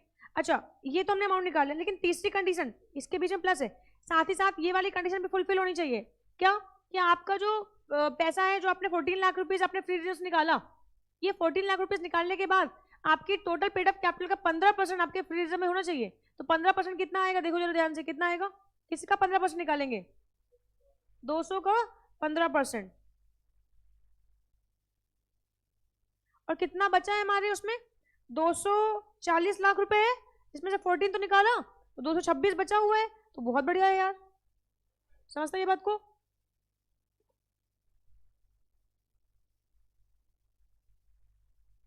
बताओ कोई डाउट हो तो बताओ। 7% कैसे आया, अपन ने डिविडेंड रेट कितना, हम लोगों ने क्वेश्चन में देखा कि जो डिविडेंड रेट है वो कितना है यार, अपने को डिविडेंड ये आया कि हम इतना दे सकते हैं, यानी 240 लाख का 10.33 दे सकते हैं, लेकिन ऑफकोर्स हमारे को ये अमाउंट आया डिविडेंड का 14 लाख। अब हम कहेंगे कितना परसेंट है, हमने तो रेट सजेस्ट किया 10.33, बट कितना आएगा रेट, तो इसके लिए 14 लाख का डिविडेंड अमाउंट है, कैपिटल कितनी है 200 की है, इंटू करो 100 कितना आएगा 7%, तो रेट ऑफ डिविडेंड क्या होगा 7%। तो आप सजेस्ट करोगे कि रेट ऑफ डिविडेंड क्या आएगा, तो 7% आएगा। और पूछो, मतलब झिझको मत, पूछ लो यार, आधों की तो नींद ही नहीं खुली अभी तक।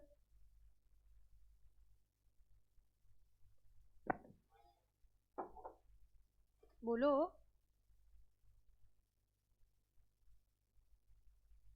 Condition 1 answer match 1 number. Condition 2 200 plus ये 440 लाख, यह है 44, इसमें 30 लेस किया आया 14 लाख, कितना पैसा निकालेंगे, ठीक। फिर उसके बाद कंडीशन 3 240 लाख के 14 लाख निकाले, 226 लाख बचा, और जो कि ये हमें 30 लाख रुपीज ही होना चाहिए, लेकिन बहुत ज्यादा पैसा है तो कोई दिक्कत की बात नहीं, बहुत बढ़िया है, ये भी फुलफिल। रेट ऑफ डिविडेंड हम कितना बता इनको सजेस्ट कर रहे हैं, 7% कर रहे हैं। बताओ इसमें कोई डाउट हो तो, सिद्धांत है कोई डाउट, चलो। Illustration 4. Cipro Sugar Mills Limited has been regularly declaring a dividend at the rate of 20% on its equity share for the past 3 years. ठीक है. However, the company has not made adequate profit during the current year, ended 31st of March 2020, but it has got adequate free reserves, which can be utilized for maintaining the rate of dividend 20%. ठीक है. Advise the company as to how it should proceed in matter if it wants to declare dividend at a rate of 20%. तो please ध्यान रखेंगे कि क्या सिप्रा, पहले तो rate बताओ, क्या ये 20% कर सकती है, तो पहले तो 20 प्लस 20 प्लस 20 कितना आया यार, ये 60, 60 बटे 3 कितना आया ये 20, तो 20% कर सकती है। ऑफकोर्स 3 साल की एवरेज रेट से एक्सीड नहीं करना चाहिए, क्योंकि आकेबल रेट से कर रही है तो रूल 3 एप्लीकेबल हो रहा है, तो ऑफकोर्स ये यहाँ पे कर सकते हैं यार। तो rate of dividend declared shall not exceed the average of the rates which the dividend was declared, ठीक है ना यार। However, in this condition shall not apply if the company has not declared any dividend in each of the 3 preceding financial year. तो company कर रही है तो हमने रेट निकाल दिया, अगर कंपनी पिछले 3 फाइनेंशियल ईयर में डिविडेंड नहीं दे रही होती तो ऑफकोर्स हम ये वाली कंडीशन नहीं लगाते, very simple. Total amount drawn from the free reserve कितना हो सकता है, paid up capital and free reserve का 10%, और उससे कम हो सकता है, उससे ज्यादा नहीं हो सकता। एंड जब भी हम जो भी पैसा निकालेंगे उसके बाद भी पेड अप कैपिटल का 15% आपके फ्री रिजर्व में हमेशा बचना चाहिए। बोल भाई, इतनी कहानी समझ में आती है, कोई डाउट हो तो बताओ। यहीं से प्रैक्टिकल क्वेश्चन आएगा, डाउट्स हो तो पूछ लो, क्योंकि यहाँ से प्रैक्टिकल क्वेश्चन आप लोगों के एग्जाम में आते हैं, कि गड़बड़ करके मत आना। The company is advised to get the desired dividend recommended by the board of directors and propose the same for the approval of the members at the ensuing annual general meeting, and the authority to declare dividend lies with the member of the company. तो यहाँ पे क्या कह रहे हैं, अगर normal dividend है, accumulated नहीं है, तो फिर ये तो बोर्ड ऑफ डायरेक्टर्स के ऊपर है कि वो कितना डिविडेंड अनाउंस करना चाहते हैं, जितना डिविडेंड देना चाहते हैं उतना डिविडेंड दे सकते हैं यार। Depositing of amount of dividend मैं बता चुकी हूँ आप लोगों को, जब भी जिस भी डेट को हम लोग डिविडेंड को अनाउंस करेंगे उसके बाद वो सारा का सारा अमाउंट हम एक सेपरेट बैंक अकाउंट में निकाल के रखेंगे। तो from the date of declaration of dividend within 5 days हम इसको निकाल के सेपरेट बैंक अकाउंट में रखेंगे। यानी अगर 24 अगस्त को अगर हमने डिविडेंड को अनाउंस किया तो 29 अगस्त तक हर हाल में जो डिविडेंड है वो सेपरेट बैंक अकाउंट में पहुंच जाना चाहिए, ठीक है। In terms of section 123 subsection 4, the amount of dividend including interim dividend shall be deposited in separate account maintained with the scheduled bank, and this is to be done within 5 days from the date of declaration of dividend. For example, the authorized and paid up share capital of the Avantika Ayurvedic Product Limited is 50 lakh, and divide into 5 lakh equity capital, ठीक है. And at its general meeting held 24 September 2019, the company declared a dividend 2 per share by passing an ordinary resolution. The amount of dividend must be deposited कब तक? Very simple, 5 days, ठीक है ना यार. Payment of dividend 123(5). अभी तक हमने सिर्फ 2 सेक्शन कवर किए, 123 sub section 3 and 123 sub section 4. ये वहाँ पे कंप्लीट हो गए हमारे पास. नाम मूव करते हैं 123(5) पे. अब contain the provision regarding payment of dividend. Very simple, मैंने आप लोगों को सेक्शन नहीं बताया, भूल जाती हूँ बार. सिंपल देखेंगे ध्यान से. देखो बचपन में आपने पढ़ा था जिसके पास कंपनी का शेयर सर्टिफिकेट होता है वो प्राइमा फेसिया एविडेंस होता है कि आप कंपनी के मेंबर हो. प्राइमा फेसिया एविडेंस का मतलब होता है कि ऑफ कोर्स कोई और भी तरीके जिसके बेसिस पे देखा जा सकता है कि आप कंपनी के मेंबर हो या नहीं हो. डिविडेंड को रिसीव करने के लिए या अगर आपकी कंपनी आपको डिविडेंड इशू करेगी तो इसके लिए आपका नाम कंपनी के मेंबर रजिस्टर में होना चाहिए. जिस भी शेयर होल्डर का नाम कंपनी के मेंबर रजिस्टर में होएगा कंपनी उसी के नाम पे डिविडेंड इशू करेगी. जिस भी मेंबर का नाम कंपनी के मेंबर के रजिस्टर में होएगा कंपनी उसी को डिविडेंड अनाउंस करेगी, उसी को डिविडेंड देगी. एंड जो डिविडेंड है वो हमेशा कैश के फॉर्म में, चेक के फॉर्म में और वारंट के फॉर्म में हो सकता है. डिविडेंड कभी भी आपका काइंड में नहीं हो सकता है. बट ऑफकोर्स अगर कंपनी चाहे और वो अपने प्रॉफिट को एक्यूमुलेट करना चाहती है तो कंपनी फिर बोनस के फॉर्म में भी आपको डिविडेंड अनाउंस कर सकती है. बट अगर डिविडेंड अनाउंस कर दिया तब तो फिर वो कैश, चेक और वारंट के फॉर्म में जाएगा. बट अगर डिविडेंड नहीं अनाउंस किया और कंपनी चाहती है कि हम इस साल के अपने प्रॉफिट को कैपिटलाइज कर ले तो कैपिटलाइज करने के लिए वो बोनस भी आपको इशू कर सकती है. Section 123 subsection 5 contains the provision regarding payment of dividend. These are stated as under.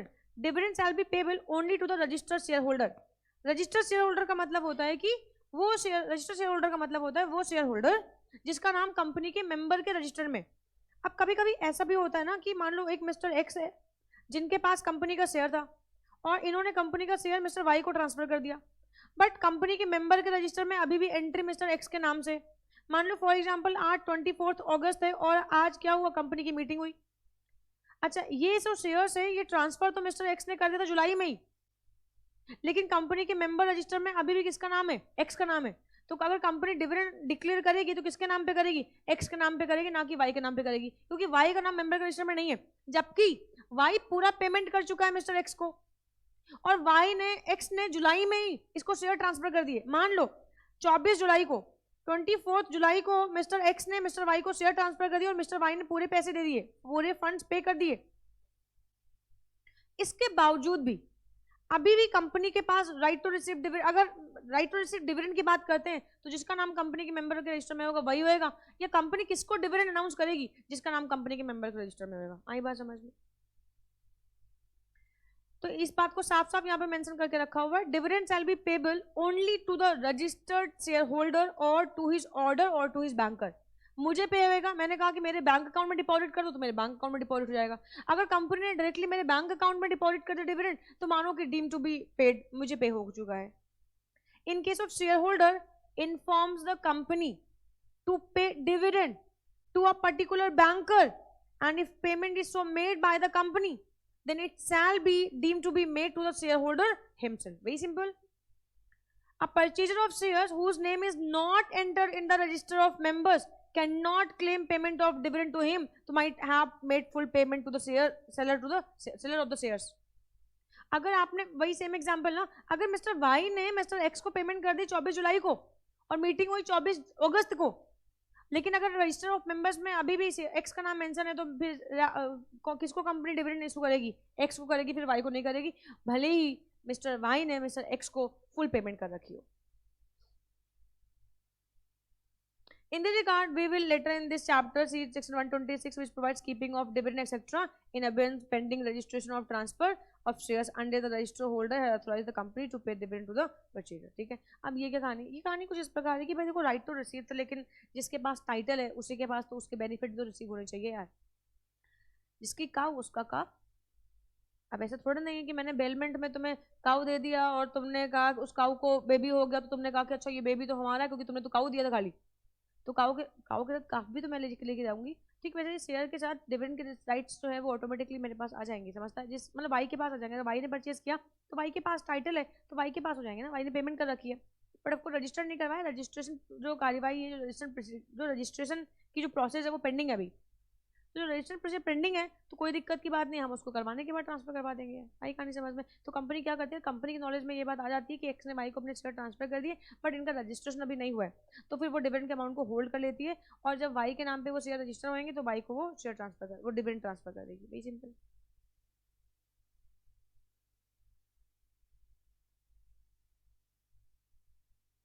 The directors of East West Limited proposed dividend at 15% on equity shares for the financial year 22-23. The company announced 28 September 2023. Announced 28 September 2023 as the record date of payment of dividend. ठीक है, 28 सितंबर को किया है। The dividend was approved in the annual general meeting held on 30 September. ठीक है, तो annual general meeting कब थी? 30 सितंबर को थी। ठीक है। The Binoy was the holder of 2000 equity share as on 31st of March 2018, but it transferred the shares to Mr. Mohan, whose name has been entered in the register of member 18 June, who will be entitled to the above dividend. कौन होएगा? Register member. Register member कौन है? Of course इसके नाम पे register हो चुका है ना, तो मीटिंग होने से पहले रजिस्टर को मंगवाएंगे, है ना? तो फाइनेंशियल ईयर मतलब यहाँ पे इन्होंने ये क्या कहते हैं 18 जून को इन्होंने इनके नाम पे एंट्री करवा दी, तो अब यहाँ पे जब भी मेंबर के रजिस्टर को मंगाएंगे और अगर रिकॉर्ड डेट पे, रिकॉर्ड डेट कब है? 28 सितंबर, तो ये सबको आराम से इनको मिल जाएगा, कोई दिक्कत की बात नहीं है। देखो, इन द इंस्टेंट के the date of announce by the dividend at the record date mister Mohan name is present in the register of members, or mister Mohan है, मोहन है, तो मोहन को क्या मिल जाएगा? शेयर्स मिल जाएंगे। आई बात समझ में? वेरी सिंपल, उसमें सोच क्या रहते यार। The board of directors of Som Mechanical Toys Limited proposed a dividend of 12% on equity shares for the financial year 2022-23. The same was approved at the annual general meeting of the company held on 25 June. ठीक है। The Nitin Jha was holding 1000 equity shares on 31st of March, but the same were transferred to him. Same were transferred by him to Mr. Raj, whose name was registered on the 20 April. कब हुआ record date? ये क्या meeting की date क्या? 25, और कब record कर लिया? अप्रैल। तब तो फिर इनको मिलेगा। नितिन से किसको हुआ? राज को। राज को मिलना चाहिए, क्यों? Raj became the registered share holder of the company. आई कहानी समझ में?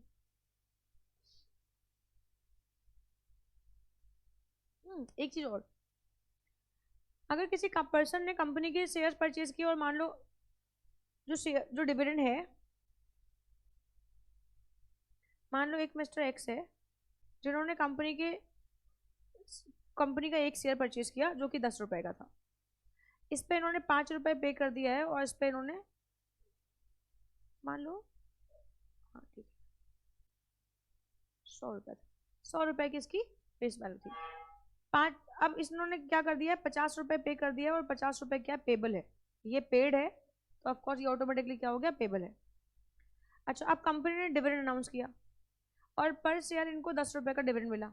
अब अगर 10 रुपए का डिविडेंड मिला तो मुझे ये बताओ कि इनको डिविडेंड मिलेगा कि नहीं मिलेगा? 50 रुपीज पेबल है, 50 रुपीज पेड है, मिलेगा कि नहीं मिलेगा?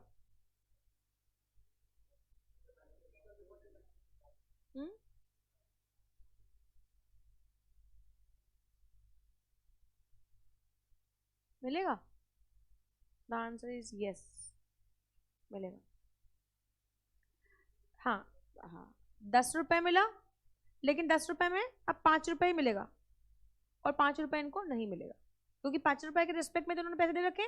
अगर एक शेयर की वैल्यू 100 रुपए है तो 100 रुपए, और पर शेयर कंपनी ने 10 रुपए का डिविडेंड अनाउंस किया, तो अब इन्होंने 50 रुपीज दे रखे, तो 50 रुपीज पे 5 रुपए, सॉरी 10 रुपए ही दे रखे, तो 10 में से इन्होंने 50 रुपीज दे रखे हैं, तो इनको डिविडेंड जो होगा वो 50% मिलेगा, यानी कि 5 रुपए मिलेगा।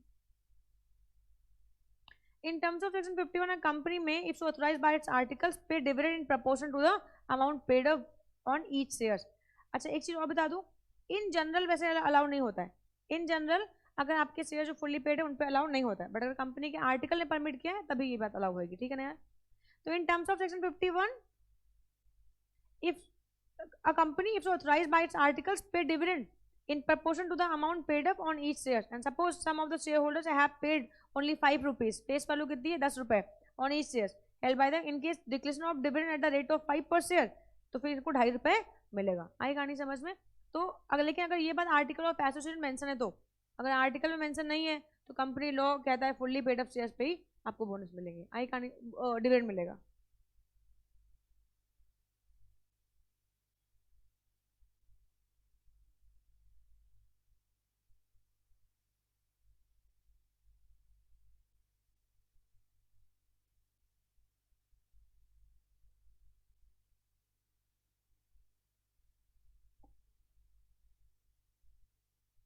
इसमें कोई डाउट हो तो पूछो, अदरवाइज आगे बढ़ूंगी। पूछो, हाँ प्रीवियस टॉपिक पूछो। नहीं, पीएल में कहा जाता है वो प्रॉफिट? अगर extend to the asset value है तो उसको हम लोग ट्रीट करते हैं, और अगर एक्सीडिंग द एसेट वैल्यू है तो कैपिटल गेन का पार्ट बन जाएगा।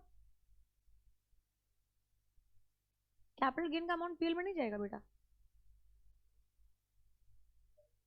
हाँ, कैपिटल गेन का अमाउंट उसमें नहीं जाएगा, वो तो कैपिटल गेन का पार्ट बन जाएगा ना, कंपनी के हाथ में भी कैपिटल गेन राइज होएगा।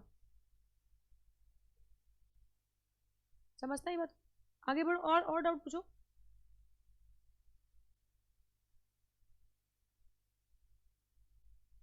ये बात भी बता चुकी हूँ आप लोगों को, जो डिविडेंड पे होएगा वो क्या, हाँ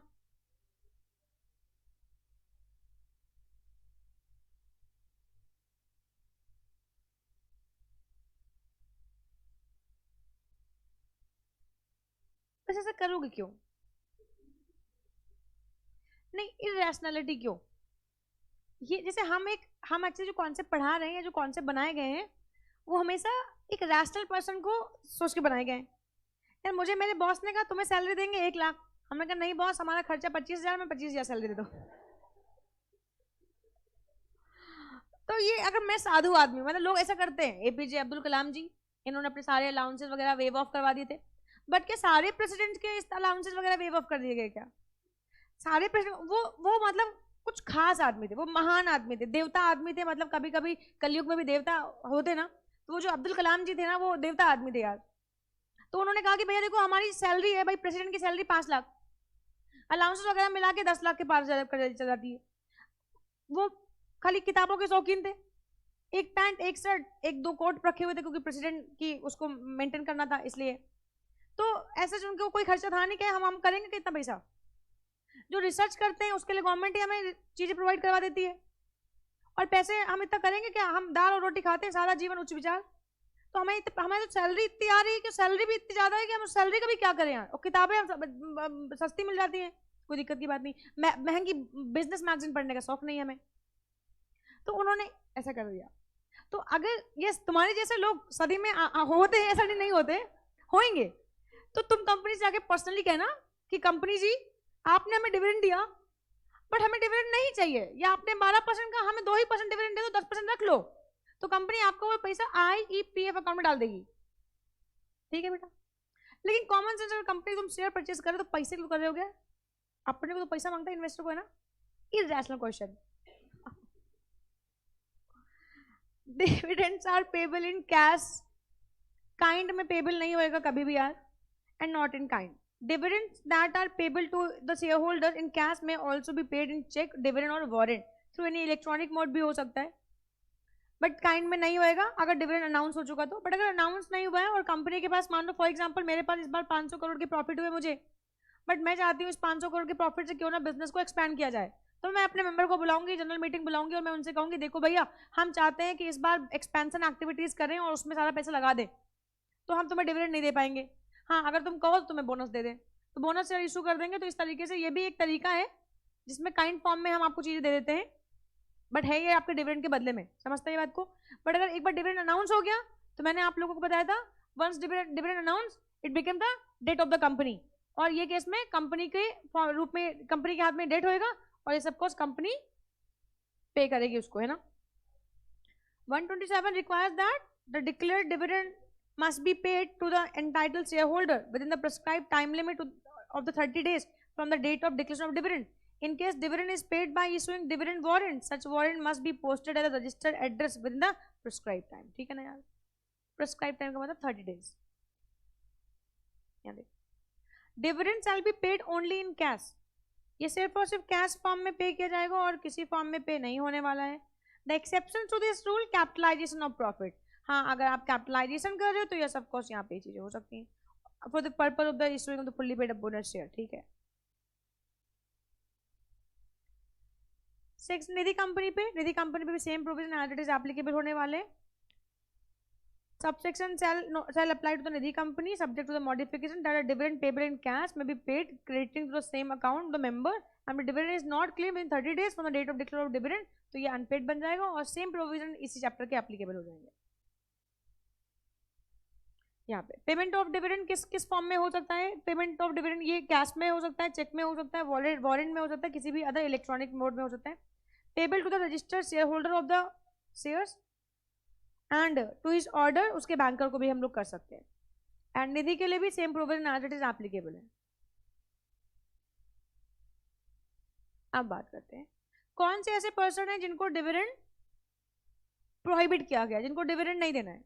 तो वेरी सिंपल यार, अगर आप डिविडेंड को अनाउंस कर रहे हो और आपके जो क्रेडिटर्स है वो बेचारे मर रहे, मतलब ये तो वही बात हो गई यार कि तुम्हारे घर में खाने को पैसा नहीं है यार और तुम युवा नेता बन के बेटा सड़क पे घूम रहे हो यार, है ना, झाड़ू लगा रहे हो, लोगों को हेल्प कर रहे हो, लोगों को पैसे बांट रहे हो यार, है ना. ये तो वही बात हो गई कि घर में कुछ है ही नहीं यार तुम्हारे और तुम बाहर बेटा पैसे बांट रहे हो यार, है ना. तो ये चीज़ नहीं सही है. तुम्हारे क्रेडिटर्स रो रहे हैं, मर रहे हैं तुम्हारे क्रेडिटर्स, उनको पेमेंट नहीं मिला, उनको इंटरेस्ट नहीं मिला, डिपॉजिट होल्डर्स जो है उनको अपने पैसे नहीं दिए और तुम मेंबर्स को डिविडेंड बांटे जा रहे हो. ये तो बहुत गलत बात है यार. तो ये सिचुएशन में लॉ कहता है कि नहीं, अगर तुमने सेक्शन 73 एंड 74 में डिफॉल्ट किया है तो फिर आप डिविडेंड डिस्ट्रीब्यूट नहीं कर सकते हो. एंड सेक्शन 8 कंपनी डिविडेंड को डिस्ट्रीब्यूट नहीं कर सकती. Very simple. तो कौन सी कंपनी को डिविडेंड डिस्ट्रीब्यूशन से प्रोहिबिशन है? सेक्शन 73 एंड 74 में जिन्होंने अपने क्रेडिटर्स को पेमेंट नहीं किया, यानी डिपॉजिट होल्डर्स को पेमेंट नहीं किया, जिन्होंने इंटरेस्ट नहीं पे किया है उनको, और इसके अलावा सेक्शन 8 कंपनी ये भी प्रोहिबिटेड है. देखो, a company which fails to comply with the provision of section 73 and 74. 73 है prohibition on acceptance of deposit from public and repayment of deposit. इसमें अगर आपने डिफॉल्ट किया है, shall not so long as failure continues to declare any dividend on its equity share. आई कहानी समझ में? तो ये बात को ध्यान में रखना. prohibition in case of section 8 company. Section 8 company के लिए ये तो आपने बचपन में पढ़ा था कि सेक्शन 8 कंपनी के ऑब्जेक्ट्स में लिखा हुआ है, उसमें लिखा हुआ है सेक्शन 8 में कि ये अपने मेंबर को डिविडेंड नहीं दे सकती. आ जाओ, अनपेड डिविडेंड अकाउंट. देखो, आपका जो डिविडेंड है जो जब भी अनाउंस होएगा within 30 days from the date of announcement या डिक्लेरेशन आपको ये पे हो जाना चाहिए. 30 दिन के अंदर ना कंपनी की ऑब्लिगेशन है. अब 30 दिन में कंपनी ने पे किया, लेकिन तुम हो सकता है कंपनी ने तुम्हें चेक बना के भेज दिया. अब चेक बना के भेजा तो बहुत ऐसा भी हो सकता है कि बहुत सारे लोगों ने कंपनी के शेयर्स में इन्वेस्टमेंट करी हो, तो कितने सारे लोग तो भूल जाते हैं यार. मैंने एक एनएससी कर रखी थी बहुत पहले, 2011 में मैंने एक एनएससी करी थी और वो एनएससी कर मैं भूल गई. अभी रिसेंटली मैच्योरिटी का अमाउंट जब मेरे को घर पे जब वहाँ लोग पहुंचे कि भैया देखो ये पर्सन यहाँ रहती है क्या, तब मुझे याद है अरे यार मैंने तो एनएससी कर रखी थी यार, वो मैं तो भूल गई यार, ये पैसे भी रखे थे यार मेरे पास. ऐसे बहुत सारे लोग हैं जिन्होंने किसी शेयर में पैसे किए, भूल गए, शेयर सर्टिफिकेट खो गए, कंपनी का पता बदल गया, इतना माथापच्ची करना नहीं चाहते वो लोग, प्लेस ऑफ बिजनेस चेंज हो गया, या बहुत सारे ऐसे लोग हैं जिनकी डेथ हो गई है, या जो लोग फॉरेन शिफ्ट हो गए हैं. तो बहुत सारे ऐसे केसेस होते हैं जहाँ पे कंपनी ने यहाँ से चेक बना के भेजा, शेयर होल्डर के पते बदल गए, चेक आपके पते पे गया वापस आ गया. अच्छा, वो तो डिविडेंड का चेक था. अब आपको तो पता भी नहीं चला कि डिविडेंड आया आपके पास, चेक के फॉर्म में गया, वहां पे कोई मिला नहीं आपके नाम का, वो चेक वापस हो गया. आपने देश छोड़ दिया है, कंट्री छोड़ दी है, दुनिया छोड़ दिया. तो ये सिचुएशन में वो चीज क्या हो जाएगा, आ जाएगा यार, वापस आ जाएगा. तो ये सिचुएशन में वो पैसा फिर क्या होएगा, अनपेड डिविडेंड अकाउंट नाम का एक अकाउंट खोलेंगे और उसमें वो पैसा क्या कर देंगे, ट्रांसफर कर देंगे. Section 124 of the act contains the provision relating to unpaid dividend account. These are as follows: unpaid or unclaimed dividend to be transferred to the unpaid dividend account. और कौन सा unpaid है और unclaimed है मैंने बता दिया अभी आपको. Where a dividend has been declared by the company but has not been paid or claimed within 30 days. 30 दिन कंपनी ने आपको चेक बना के भेजा होगा, लेकिन आपने रिसीव नहीं किया, या आपको नहीं मिला, या आप तक पहुंचा ही नहीं, वापस आ गया।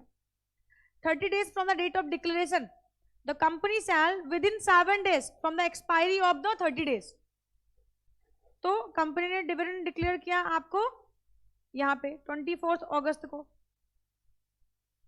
यहाँ से 30 दिन के अंदर अंदर आपको ये ले लेना है कंपनी से। ये 30 डेज एक्सपायर हो गए, तो यहाँ से 7 दिन के अंदर अंदर आपको क्या करना है, आपको ये ट्रांसफर कर देना है अनपेड डिविडेंड अकाउंट में, है ना।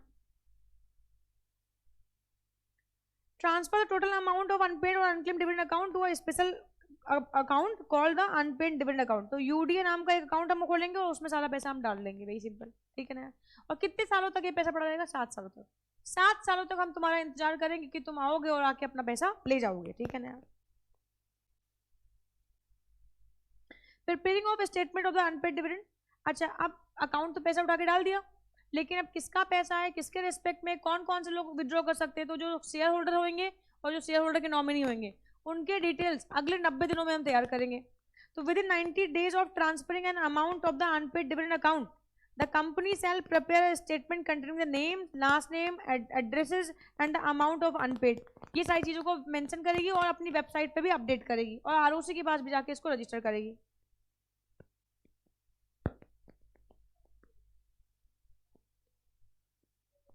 हाँ, वो इसमें इंक्लूडेड होंगे, यस यस, इसमें होंगे। और यहाँ पे 7 दिन का ये 7 दिन के अंदर करेंगे। अब जिस दिन को भी कर दिया, मान लो 7 दिन में तीसरे दिन में हमने डाल दिया, तो वो जो 90 डेज का पीरियड है वो वहां से स्टार्ट होएगा। मतलब जिस दिन हमने ये पैसा भाई 7 दिन के अंदर हमें डालना है अनपेड डिविडेंड अकाउंट में, मान लो हमने 7 डे डाला, तो हमने यहाँ पे डाला अनपेड डिविडेंड अकाउंट में पैसा, तो यहाँ से अब 90 डेज मिलेंगे ये पेपर फॉर्मेलिटीज करने के लिए। और 90 डेज में कंपनी क्या करेगी, सबकी पर्सनल डिटेल बना के कौन पैसा क्लेम कर सकता है, कौन पैसा ले सकता है, ये सभी चीजों को करके फिर हम उसको मेंशन कर देंगे, समझते हैं।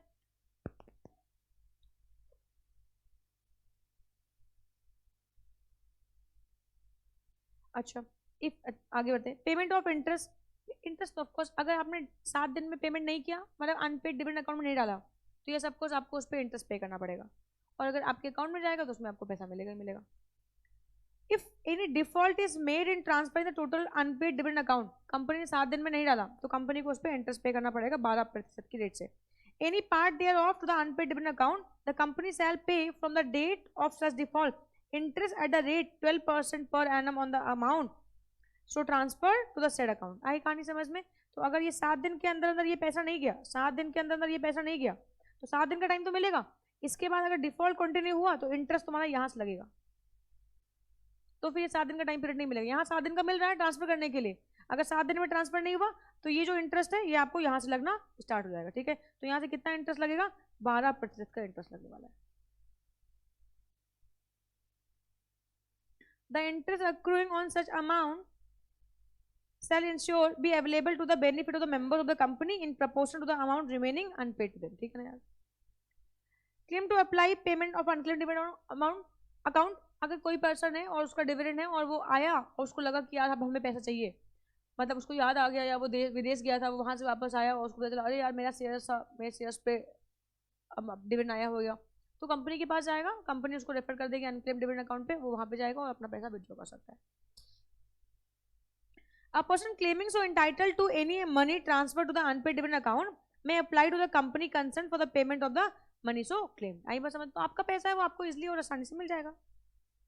7 सालों तक आपका ये पैसा अनपेड डिविडेंड अकाउंट में पड़ा रहेगा, एंड 7 सालों के बाद फिर ये जो पैसा है ये आपका IEPF अकाउंट में ट्रांसफर हो जाएगा, इन्वेस्टर एजुकेशन प्रोटेक्शन फंड में ट्रांसफर हो जाएगा। Any money transferred to the unpaid dividend account which remains unpaid or unclaimed for 7 years from the date of such transfer shall be transferred by the company along with the interest accrued thereon to the investor education protection fund। Suryansh क्या कर रहे हो, सूर्यांश क्या कर रहे हो, नीचे क्यों देख रहे हो, हाँ क्या, किसका, हाँ ये घर से मैसेज नहीं आता, हमको ना पढ़ाओ तुम बेटा, हम बहुत पढ़े बेटा, तुम्हारे मास्टर हैं हम, समझ रहे हो यार, अपने मास्टर को नहीं पढ़ा सकते हो। ऊपर देखो, आप रख दो फोन, और मम्मी डिस्टर्ब करती है, मम्मी से हमारी बात करवा दो, क्योंकि या तो मम्मी का फोन आता है तुमको या तो पापा का फोन आता है, लेकिन हमको पता है मम्मी पापा को पता है कि तुम कोचिंग में, तो दोनों फोन नहीं आता है। हमको पता है किसका मैसेज आता है। आ जाओ। मम्मी पापा कहेगा तो तुम कहोगे ना, अरे यार मम्मी कोचिंग में यार, डिस्टर्ब ना किया। मम्मी उसने कभी मैसेज नहीं करेगी तुम्हारे को। लेकिन एक शख्स है जो तुम जहन्नुम में भी जाओगे ना तब भी वहां डिस्टर्बेंस आएगा, समझता है बात को? तो रखने का फोन स्विच ऑफ करके। Further the company shall send a prescribe statement containing details such transfer to the IEPF authority. ठीक है ना यार? तो आपका सारा पैसा आईईपीएफ में चला जाएगा, इन्वेस्टर एजुकेशन प्रोटेक्शन फंड में। मैम ये पैसा आईईपीएफ में कहा जाता है और वहां होता क्या है? देखो ये बताओ, वहां एडवर्टीजमेंट देखते हो, mutual funds are subject to market risk, देखते हो? इसका मतलब क्या है? अच्छा ये बताओ, इसमें बहुत सारे कलाकार लोग काम करते हैं। रख दो फोन, ये फोन ने बर्बाद कर दिया है यार आज के यूथ को, आज की जनरेशन को ना, मतलब लिटरली सोचो पढ़ने लिखने में मन नहीं लग रहा है यार। हमारे जमाने में फोन ही नहीं होता था कोचिंग में यार, कोई डिस्टर्बेंस का कोई कहीं कुछ है ही नहीं यार, बढ़िया मस्ती से पढ़ते थे यार, और घूमते थे और खेलते थे यार। घुसे हुए मैं फोन में, एकदम घुसे हुए यार एकदम फोन में यार। आंख खराब हो रही है, दिमाग खराब हो रहा है। तुमको नहीं लगता तुम्हारी सोचने और समझने की क्षमता कम होती जा रही है? क्योंकि तुम अपना दिमाग अब इस्तेमाल ही नहीं करता है। जैसे पहले क्या फोन नहीं होता था तो तुम सोचता था इसका मतलब क्या होएगा, कैसे हो सकता है। आज क्या होता, सीधे गूगल पे डालते हो, आंसर आ गया यार। तुम अपना दिमाग यूज नहीं करता है। अभी तुम अपना शरीर नहीं यूज करेगा तो तुम ऐसे नहीं हो जाएगा यार, समझता है? जो लोग जिम वर्कआउट करते हैं तो वो लोग पतले दुबले रहते हैं, सिंपल सुंदर लगते हैं यार। तो अब तुम अपने शरीर को यूज ही नहीं कर रहा, बैठे बैठे खा रहा, बैठे बैठे पढ़ रहा, बैठे बैठे खा रहा, बैठे तुम शरीर को यूज नहीं कर रहा, तो तुम क्या हो जाएगा? समझते हैं बात को? जब तुम काम करेगा, वर्कआउट करेगा तो तुम पतला हो जाएगा। ठीक वैसे ही तुम अपने दिमाग का प्रयोग नहीं करेगा तो तुम्हारा दिमाग बैठे बैठे क्या होएगा, समझ रहे? कुंद हो जाएगा, बैल बुद्धि हो जाएगी तुम लोगों की। समझता है बात को? बड़ा नहीं हो जाएगा, सारा फैट तुम्हारे मसल मेमोरी में आ चला जाएगा, समझता है? फिर काम करना बंद कर देगा। वही हाल तुम लोगों का है। तुम लोग इस बात को रियलाइज नहीं कर रहा है। तुम लोग इतना फोन यूज करता है, इतना फोन यूज करता है, तुम्हारे फोन यूज करने की वजह से ना तुम खुद देखो ना, तुम्हारा दिमाग काम थोड़ा कम काम करता है। कभी इस चीज को इवैल्यूएट नहीं, कभी इस चीज को देखा ही नहीं है ना, सोचा ही नहीं यार। तुम थोड़ा फोन से कम रह रहे हो दूर तो तुमको लग रहा है सही है सब।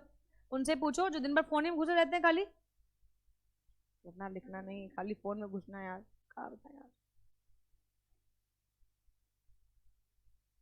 Transfer of shares to IEPF, all shares in respect of which dividend has been paid or claimed for 7 consecutive years more shall be transferred by the company in the name of IEPF and along with the statement containing the prescribed detail. It is clarified that in case of dividend is paid or claimed for any year during the said period of 7 consecutive years, the shares shall not be transferred to investor education protection fund. ठीक है ना? Actually होता क्या, ये एक ऐसा fund है ना जिसमें कंपनी क्या करती है, अगर मान लो फॉर एग्जाम्पल कोई पर्सन है जो शेयर होल्डर है, वो उसने शेयर परचेज किया और वो शेयर के पैसे भी लेने नहीं आया, 7 साल बीत चुके हैं और अभी तक शेयर होल्डर नहीं आया, तो वो शेयर्स भी चले जाते हैं। कोई एप्लीकेशन बनी दी, उसके बाद बाकी कॉल्स नहीं दिया तो वो भी चला जाएगा। कोई डिपॉजिट डिबेंचर्स परचेज करके रखे हैं, उस पर कोई इंटरेस्ट अक्रू हो गया है, या उनका मेच्योरिटी का पैसा है लेकिन अब मेच्योरिटी पे भी नहीं आए लेने के लिए। मतलब बहुत सारे ऐसे लोग होते हैं जिनको पता ही नहीं होता है कि उनके अकाउंट में कितना पैसा है, या मान लो पता हुआ उनको कुछ हो गया, उनका एक्सीडेंट हो गया, उनकी मेमोरी लॉस हो गई, तो वो केस में वो भूल जाते हैं। तो बहुत सारा ऐसा पैसा जो पब्लिक का है, बाहर वाले लोगों का है, और वो कंपनी के पास किसी ना किसी फॉर्म में, डिपॉजिट के फॉर्म में, डिवेंचर के फॉर्म में, शेयर्स के फॉर्म में, तो वो कंपनी एक पर्टिकुलर टाइम पीरियड तक इंतजार करती है। अगर तुम नहीं जाएगा तो वो सारा पैसा आपका आईईपीएफ में चला जाता है, और इसका नाम है इन्वेस्टर एजुकेशन प्रोटेक्शन फंड। यानी देखो अभी कैपिटल मार्केट को लेकर बहुत सारे फ्रॉड वगैरह होते हैं, तो कंपनी इसको जागरूक करने के लिए बहुत सारे सेमिनार्स करवाती है। ये जो आता है mutual funds are subject to market risk, तो ये जो एडवर्टीजमेंट कर रहे होते हैं, तो एडवर्टीजमेंट की स्क्रिप्ट को लिखना, अभी अक्षय कुमार कर रहे थे, अभी तो मना कर दिया गया, लॉ ने प्रोहिबिट किया है कि कोई भी एडवर्टीजमेंट नहीं करेगा, कोई भी सेलिब्रिटी एडवर्टीजमेंट नहीं करेगा सिक्योरिटी का, तो अब नहीं करते, बट पहले करते थे। तो मोटा पैसा लेते हुए अक्षय कुमार, तो ये पैसा कहाँ ज़्यादा होएगा, तो ये यहीं से निकाल के उन लोगों को जाता है, ताकि सेबी कहती है कि हर कंपनी को ये जागरूकता अभियान चलाना पड़ेगा ताकि जो इन्वेस्टर्स उनके वहाँ हैं उनको प्रोटेक्शन मिल सके, उनको जागरूक कर सके कि कैसे आप इन्वेस्ट करो और कैसे आप इन्वेस्ट ना करो। ठीक है ना यार? Any claimant of shares so transfer to IEPF shall be entitled to reclaim और transfer shares from the IEPF fund in accordance with the prescribe procedure. किसी बच्चे ने मुझसे पिछले बैच में ये बात पूछी थी कि मैम अगर एक बार चलो अनक्लेम्ड में चला गया तो अनक्लेम्ड डिविडेंड अकाउंट में जो पैसा गया है यार वो पैसा तो ऑफकोर्स आपका है, वो तो आप क्लेम कर लोगे। कंपनी कहती है कि हम 7 सालों के लिए रखे हुए हैं, आप आके क्लेम कर लो। लेकिन अगर एक बार पैसा IEPF में चला गया तो क्या हम क्लेम कर सकते हैं? The answer is yes. IEPF में पैसा तो आप ही का है, पैसा तो आपका ही है, तो ये सब कुछ आप उसमें भी क्लेम कर सकते हो क्योंकि ऑब्सोल्यूट टाइटल तो उसका आप ही के पास है। बेसिकली हर कंपनी ये मेंटेन करती है, हर कंपनी ये मेंटेन करती है। हाँ लेकिन govern by the SEBI, govern by the SEBI. तो सेबी एक्चुअली इसमें आप कैसे पैसा रखोगे ये बात सेबी बताती है, किस तरीके से इसको यूटिलाइज करना ये भी सेबी ने इसके लिए रेगुलेशन बना रखे हैं और उसी रेगुलेशन के बेसिस पे आपको ये अकाउंट यूज करना होता है। और अगर तुमने हाँ जग गए तुम, हाँ हाँ पूछो, हाँ काहे खर्च हो जाएगा? एडवर्टीजमेंट में खर्च हो गया या कंपनी ने जागरूकता अभियान कर दिया तो, लेकिन उसके लिए भी नियम है ना, जागरूकता अभियान करने के लिए भी नियम है कि एक पर्टिकुलर वहाँ भी IPF में भी आपका पैसा एक पर्टिकुलर टाइम पीरियड के लिए पड़ा रहेगा और लिमिटेशन एक्ट वहाँ पे वर्क करता है। और फिर लिमिटेशन एक्ट जब आपके राइट खत्म कर देगा तब फिर आओगे तो वैसे खत्म हो जाएगी चीजें, तो वो चीज है।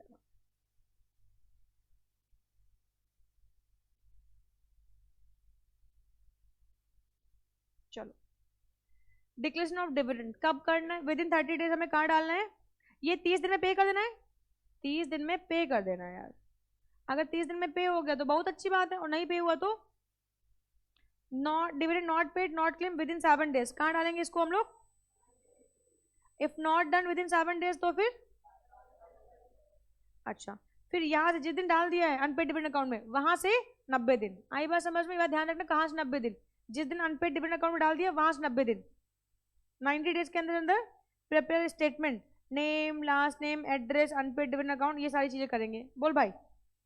And website of the company, और अगर कोई गवर्नमेंट की अप्रूव्ड वेबसाइट है तो उस पर भी मेंशन करेंगे। After the expiry of the 7 year हम इसको IPF में डाल देंगे और ये पैसा IPF में पड़ा रहेगा। बोल भाई। कौन किसको दे रहा है? कंपनी दे रही है शेयर होल्डर्स को। अनक्लेम तभी आपका पैसा है, कंपनी ने यूटिलाइज किया तो आपका ही तो पैसा है। अभी भी IPF में भी तो आप ही का पैसा है, अभी आप उसको क्लेम कर सकते हो, तो आपके पैसे पे कंपनी डालेगी क्योंकि कंपनी ने यूज कर लिया। तो बेसिकली ये पीनल प्रोविजन पेनल्टी के तौर पे इंट्रोड्यूस करवा रहे हैं यार ये।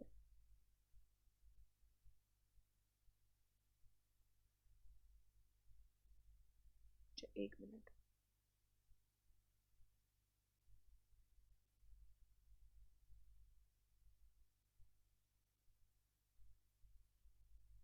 आ जाओ। Section 125 IEPF account, investor education protection fund. इस फंड को किसने मेंटेन किया? सेंट्रल गवर्नमेंट ने। अच्छा पूरा ही पढ़ा देती यार।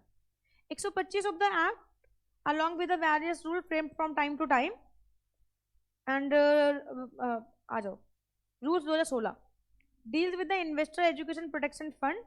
This fund being established by the central government and shall be credited with the specified amount and utilized for refund of unclaimed and unpaid amount, promotion of investor awareness and protection of the interest of the investors. इनके लिए हम लोगों ने बना रखा है। अब यहाँ पे कहते हैं relevant provision are discuss below. देखो क्रेडिट ऑफ स्पेसिफाइड अमाउंट, कौन कौन से फंड्स जाएंगे, तो मैंने आप लोगों को बता रखा किस तरीके के फंड्स जाने वाले हैं। Amount given by the central government, अगर सेंट्रल गवर्नमेंट ने कोई फंड्स दिए हुए हैं कंपनी को और कहा है कि ये फंड्स आप इसमें डालोगे तो ये सब कुछ वो जाएंगे। सेंट्रल गवर्नमेंट ने स्पेसिफिकली आपको कोई फंड्स दे रखे हैं और बोला है कि ये फंड्स आपके IPF में जाएंगे, आप ऐसे जागरूकता अभियान चलाओ, ये सब कुछ ये जाएंगे। Donation by the central government, amount lying in the unpaid dividend account, ये तो अभी अभी आप लोगों ने पढ़ा कि जो अनपेड पैसा है, जो डिविडेंड है, जो मेंबर्स क्लेम नहीं करने आए तो वो जाएगा। Amount in the general revenue account of the central government, the amount of general revenue account of the central government which had been transferred to the account under section 205A of the companies 1956। ठीक है, अगर government of India ने कोई पैसा दिया public at large के लिए और वो पैसा अनक्लेम्ड रह गया, पब्लिक नहीं आई क्लेम करने के लिए, तो यह सबको वो पैसा जाएगा। अच्छा कोई भी ऐसा पैसा 205C में लिखा हुआ है, ठीक है, 1956 में। इनकम फ्रॉम इन्वेस्टमेंट, कोई भी इन्वेस्टमेंट कर रखी है उससे कोई भी इनकम अराइज हुई है और मेंबर लेने के लिए नहीं आया, तो मैंने आपसे कहा डिवेंचर हो गए, डिपॉजिट हो गए, उस पर इंटरेस्ट हो गया, उनका मेच्योरिटी का पैसा हो गया, कोई भी पैसा ऐसा है जो इन्वेस्टर लेने के लिए नहीं आया।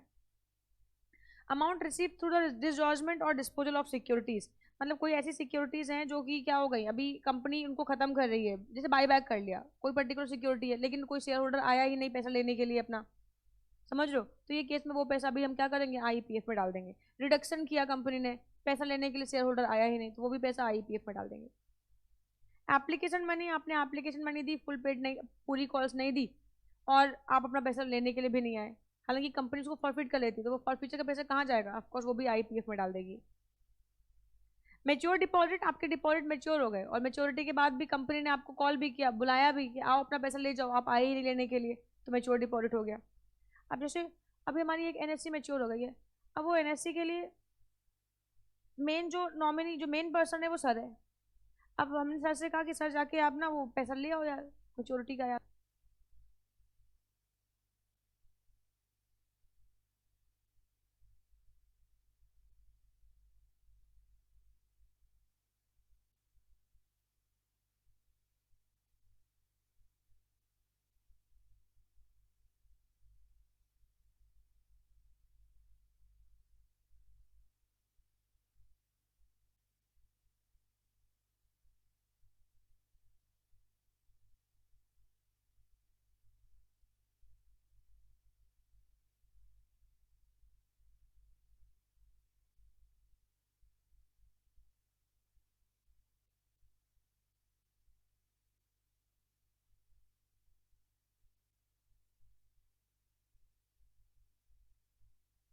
वो पैसा क्या हो जाएगा यार, ऑफ कोर्स वो फिर कंपनी के पास जब्त रहेगा, नहीं जाओगे तो आईपीएफ अकाउंट में चला जाएगा यार, है ना, और वहां पे भी एक पर्टिकुलर लिमिट ही है, टाइम पीरियड है, उसके बाद वो पैसा नहीं निकालोगे तो वो भी फिर सरकार का हो जाएगा, जब्त हो जाएगा यार। तो मेच्योर डिपॉजिट आ जाओ, mature deposit with the companies other than the banking companies, ठीक है, तो ये केस में यहाँ पे जाएगा mature deposit with the companies only if such amount has been remained and unclaimed and unpaid for a 7 year, तो फिर ये पैसा भी आईपीएफ में चला जाएगा, ठीक है ना यार। Interest accrued on the amount refer to in clause S to Z, जितना भी इंटरेस्ट उस पर होगा, जैसे अनपेड अकाउंट में आपने जो अमाउंट डाला, तो ऑफकोर्स वो अभी तो बैंक में ही पड़ा हुआ है ना, तो बैंक में पड़ा हुआ है, तो ये सिचुएशन में उस पर भी तो इंटरेस्ट अक्रू हो रहा होगा, तो वो इंटरेस्ट भी जाएगा। Amount receive from cell proceed, amount receive from cell proceed of fractional shares, तो फ्रैक्शनल शेयर पढ़ा होगा तुम लोगों ने, पढ़ा है फ्रैक्शनल शेयर क्या होते हैं एमएल के मिशन में। फ्रैक्शनल शेयर, फ्रैक्शंस में शेयर इशू कर सकते हैं कि नहीं कर सकते, ये बताओ। हाँ, अच्छा बच्चा है तो बस वही बच्चे में होगा यार वो।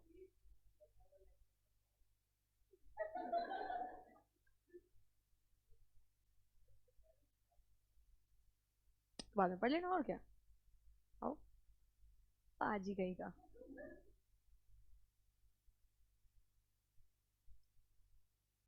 आओ, हाँ, तो फ्रैक्शन शेयर क्या होता है, फ्रैक्शन शेयर का मतलब, तुम्हें बहुत मजा आ गई बेटा, तमहीद को, पूरी क्लास में किसी को मजा आई, खाली तमहीद को आई है।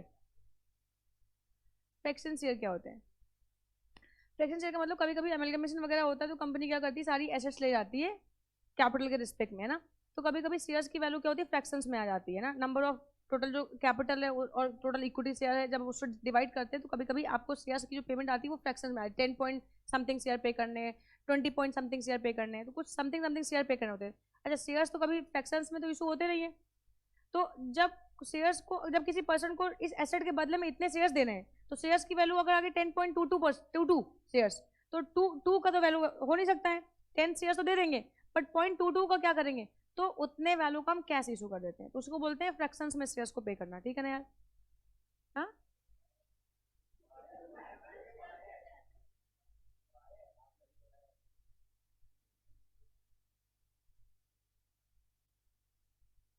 वाह बेटा वाह, वाह, क्या बात है, दिल खुश कर दिया तुमने यार, जो बढ़ा रखा है उसके, वही ना, इंसान की फितरत होती है, सबकी फितरत होती है, जैसे हमारी भी, हम भी अगर कहीं कंज्यूमर बन के या ऐसे जाते हैं, हमारी फितरत होती है, हमें जो मिल गया है ठीक है, हमें जो नहीं मिला है, हाय हाय हाय हाय, समझ रहा है।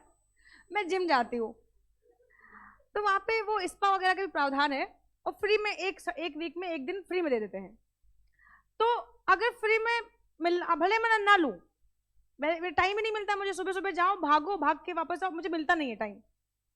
अब जैसे मान लो किसी दिन हमें लेने का मन हो और उस दिन ना मिले, तो उस दिन हम हाय हाय करेंगे यार, समझ रहे हो यार, समझ रहे हो यार। और ऐसा डेली मिल रहा है, मैं कभी नहीं जाती, मैं कभी सर्विसेज अवेल नहीं करती, बहुत सर्विसेज वो लोग देते हैं, मैं कोई सर्विसेज अवेल नहीं करती यार, लेकिन मुझे सुकून है कि वो सर्विसेज दे रहे हैं। लेकिन और मान लो किसी दिन साल में एक दिन मेरा मन करे कि आज मैं योगा करूंगी, और मैं सुबह सुबह योगा की क्लास में गई और योगा नहीं हुआ, तो मैं क्या करूंगी? समझता ही बात को है। तो ये इंसान का ना फितरत होता है यार, ये तुम्हारा ही फितरत नहीं है, ये सबका फितरत होता है यार, है ना। मतलब बता रहे हम भी आपको हाँ वो बता रहे यार, वही चीज है ना यार। हमने जैसे शादी ब्याह में गए यार, तो जो खा लिया, जैसे मान लो हमने एक जगह शादी ब्याह में गए तो मूंग का हलवा खा लिया, तो बड़ा अच्छा लगा यार। मगर सर फिर वापस जब गाड़ी में बैठे, मगर सर यार वो बिहार की आइसक्रीम भी थी यार, बास्किन रॉबिन्स की आइसक्रीम भी थी सर, आइसक्रीम नहीं खा पाया सर, वो आइसक्रीम खानी थी यार, और मुफ्त में मिल रही थी यार, फालतू जाओगे मार्केट में जाओगे यार, 500 रुपए दोगे यार उसके लिए, वहाँ मुफ्त में मिल रही थी यार, खा नहीं पाया यार, समझ रहे हो यार। तो अंदर से होता है यार वो ह्यूमन साइकोलॉजी मेंटालिटी है, कह लो कि उसकी, जिसको हिंदी में बोलते फितरत है यार, मतलब ऐसा होता है यार।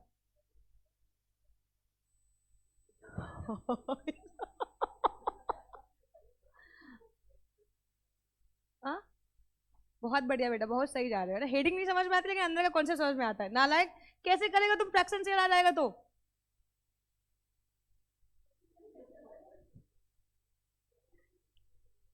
चलो देखो यार, एमएलगेमेशन की बात यहाँ पे कर रखी है ना, मतलब मैं तुम लोगों से गलती हो गई, मैं तुम लोगों से पूछू ना, तुम एमएलगेमेशन की बात है ना, पूछू, पूछ ही लूँ क्या, कि मर्जर की कितनी कंडीशन होती है, मर्जर की, कोई बोलेगा नहीं, मर्जर की कितनी कंडीशन होती है? 3 होती है।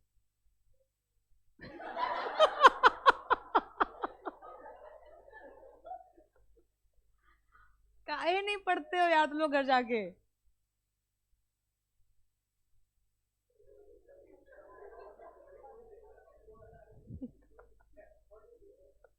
कितनी कंडीशन होती है मर्जर की?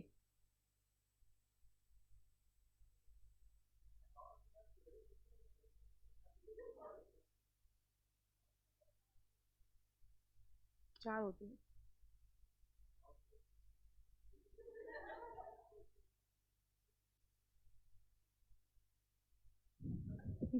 कितनी होती है? 25%। वाह है बेटा, या अल्लाह, कितनी होती कंडीशन? नहीं याद है। Amount received on sale proceeds of fractional shares arising out of issuance of bonus share, merger और amalgamation, ठीक है ना यार। तो merger और amalgamation हुआ, फ्रैक्शंस में शेयर पे हुए, तो वो पैसा पड़ा हुआ है आपके आईपीएफ में, आप उसको वहां से रिसीव कर सकते हो। रिडेम्पशन अमाउंट ऑफ प्रेफरेंस है, कोई प्रेफरेंस मतलब मेच्योर हो गए, डिवेंचर मेच्योर हो गए, डिपॉजिट मेच्योर हो गए, प्रेफरेंस से मेच्योर हो गए, और मेच्योरिटी पे पैसा आया आपके नाम का बन के आया, बट आप लेने ही नहीं आए, तो 7 साल तक कंपनी के पास, उसके बाद आईपीएफ में चला जाएगा। अदर अमाउंट्स, अब अदर अमाउंट्स में और कौन कौन सी बातें? Such other amount as prescribe under rule 3 of the investor education protection fund, all amounts payable at mention in clause A to N. अब ए टू एन में यार ये है, इनके ऊपर अगर कोई इंटरेस्ट वगैरह है, मतलब ए टू एन तो है, वो तो जाएगा ही जाएगा, इनके ऊपर जो इंटरेस्ट है वो भी जाएगा। All shares in accordance with section 124, all those shares in whose dividend have not been claimed or paid for 7 consecutive year. तो उन शेयर्स का भी पैसा जाएगा, जो डिविडेंड जा रहा है वो तो जाएगा ही जाएगा, लेकिन जब शेयर्स भी क्लेम करने नहीं आए तो शेयर्स भी तो जाएंगे उसमें। All the resultant benefits arising out of shares, dividend हो गया, उनकी बढ़ी हुई वैल्यू हो गई, या कोई अदर बेनिफिट हो गए, कोई कंपनी ने कोई मुकदमा क्लेम, किसी ने मतलब कंपनी कोई मुकदमा जीतती है, उस पर कुछ पैसा मिलता है, वो भी अगर शेयर होल्डर्स को देते हैं, तो रिजल्टेंट बेनिफिट जितने भी वो सारे जाएंगे। All grants fees charge receive by the authority under these rules, all sums received by the authority from such other sources as may be decided, all income earned by the authority in the year, all shares held by the authority in accordance with the proviso of subsection 9 of section 90 of the act, and all resultant benefits। ठीक है, तो shares के respect में जितने benefits हैं वो सारे चले जाएंगे, आपको ये एक एक करके लिखने की जरूरत नहीं है। 5 नंबर में अगर क्वेश्चन आता है तो आप main to main A to N point लिखेंगे बस।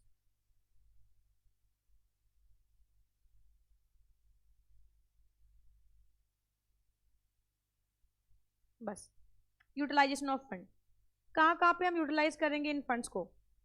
तो सबसे पहली बात तो वो जो पैसे पड़े रहेंगे अनक्लेम्ड और अनपेड जो अनडिविडेंड अकाउंट है उसको पे करने में, mature deposits, mature debentures, application money due for refund and interest thereon, तो ये सारी चीजें, अगर मेंबर आ जाएगा, अगर कोई पर्सन आ जाएगा उसका पैसा कंपनी के पास पड़ा हुआ है तो ये सबको सब वापस तो करोगे ही करोगे यार। Promotion of investor education awareness and protection के लिए कि सेमिनार्स करवाना, एडवर्टीजमेंट करवाना, कंपनी को के इन्वेस्टर को जागरूक करने के लिए जो भी एक्टिविटीज आप कर सकते हो वो करना। Distribution of any discharge amount among eligible and identified applicants, जैसे मान लो फॉर एग्जांपल कोई डिवेंचर थे वो कंपनी ने जब्त कर लिए, शेयर होल्डर शेयर्स जब्त कर लिए, और बाद में आपके रिप्रेजेंटेटिव्स आए कि यार देखो हमारे जो पर्सन थे हम उनके रिप्रेजेंटेटिव है और हमारे पास उनके जो असेट्स है वो हमारे पास आने चाहिए, हम उनके नॉमिनी है, तो अगर आपके नॉमिनी आके कभी क्लेम करेंगे तो ये सबको हम वो आपको पे कर देंगे, ठीक है ना। आगे रिम्बर्समेंट ऑफ लीगल एक्सपेंसेस इनकर इन परसुइंग ऑफ क्लास एक्शन, जैसे फॉर एग्जांपल मान लो कोई पर्टिकुलर मुकदमा कंपनी लड़ रही है इन्वेस्टर्स के लिए, फेवर के लिए, इन्वेस्टर्स के लिए लड़ रही है ना, शेयर होल्डर्स के लिए लड़ रही है, डिवेंचर होल्डर्स के लिए लड़ रही है ना, या कंपनी ने कोई क्लास एक्शन अराइज हुआ, क्लास एक्शन का मतलब मेंबर्स ने कोई एक्शन ले लिया, सूट फाइल कर दिया, तो ये केस में जितना भी पैसा है उस मुकदमे में लगेगा उसकी कॉस्ट भी IEPF से निकालेंगे। Reimbursement of legal expenses incurred in परस्यूएंस of class action under suit 37 and 2455 members, debenture holders और डिपॉजिटर्स। आई बात समझ में? तो जो कॉस्टिंग होएगी वो कॉस्टिंग भी अगर मेंबर्स को आपको कॉम्पनसेट करना पड़ा तो वो पैसा भी आप IEPF से निकालोगे। Any other purpose incidental thereto, ठीक है।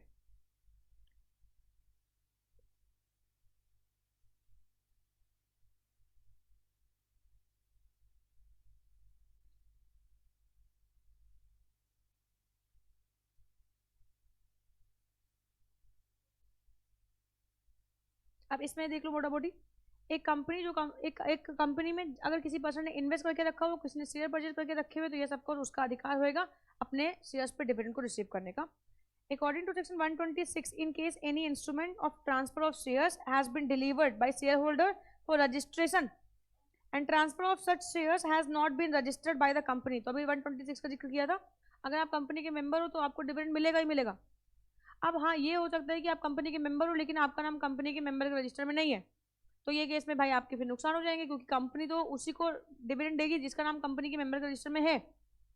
तो फिर ये केस में अगर जो ट्रांसफरर है उसने कंपनी को क्योंकि जब आप पढ़ोगे ये वाला टॉपिक रजिस्ट्रेशन ऑफ शेयर्स का, तो रजिस्ट्रेशन ऑफ शेयर्स में पढ़ोगे अगर एक्स ने वाई को कोई शेयर ट्रांसफर किए है तो एक्स की भी जिम्मेवारी है कि कंपनी को बता दे कि हमने ये शेयर ट्रांसफर कर दिए, अदरवाइज बायर की जिम्मेवारी तो बनती है, बट प्राइमरी जो लाइबिलिटी है वो मिस्टर एक्स की बनती है कि आप ना कंपनी को बता दो कि हमने अपने शेयर्स जो है वो वाई को ट्रांसफर कर दिए।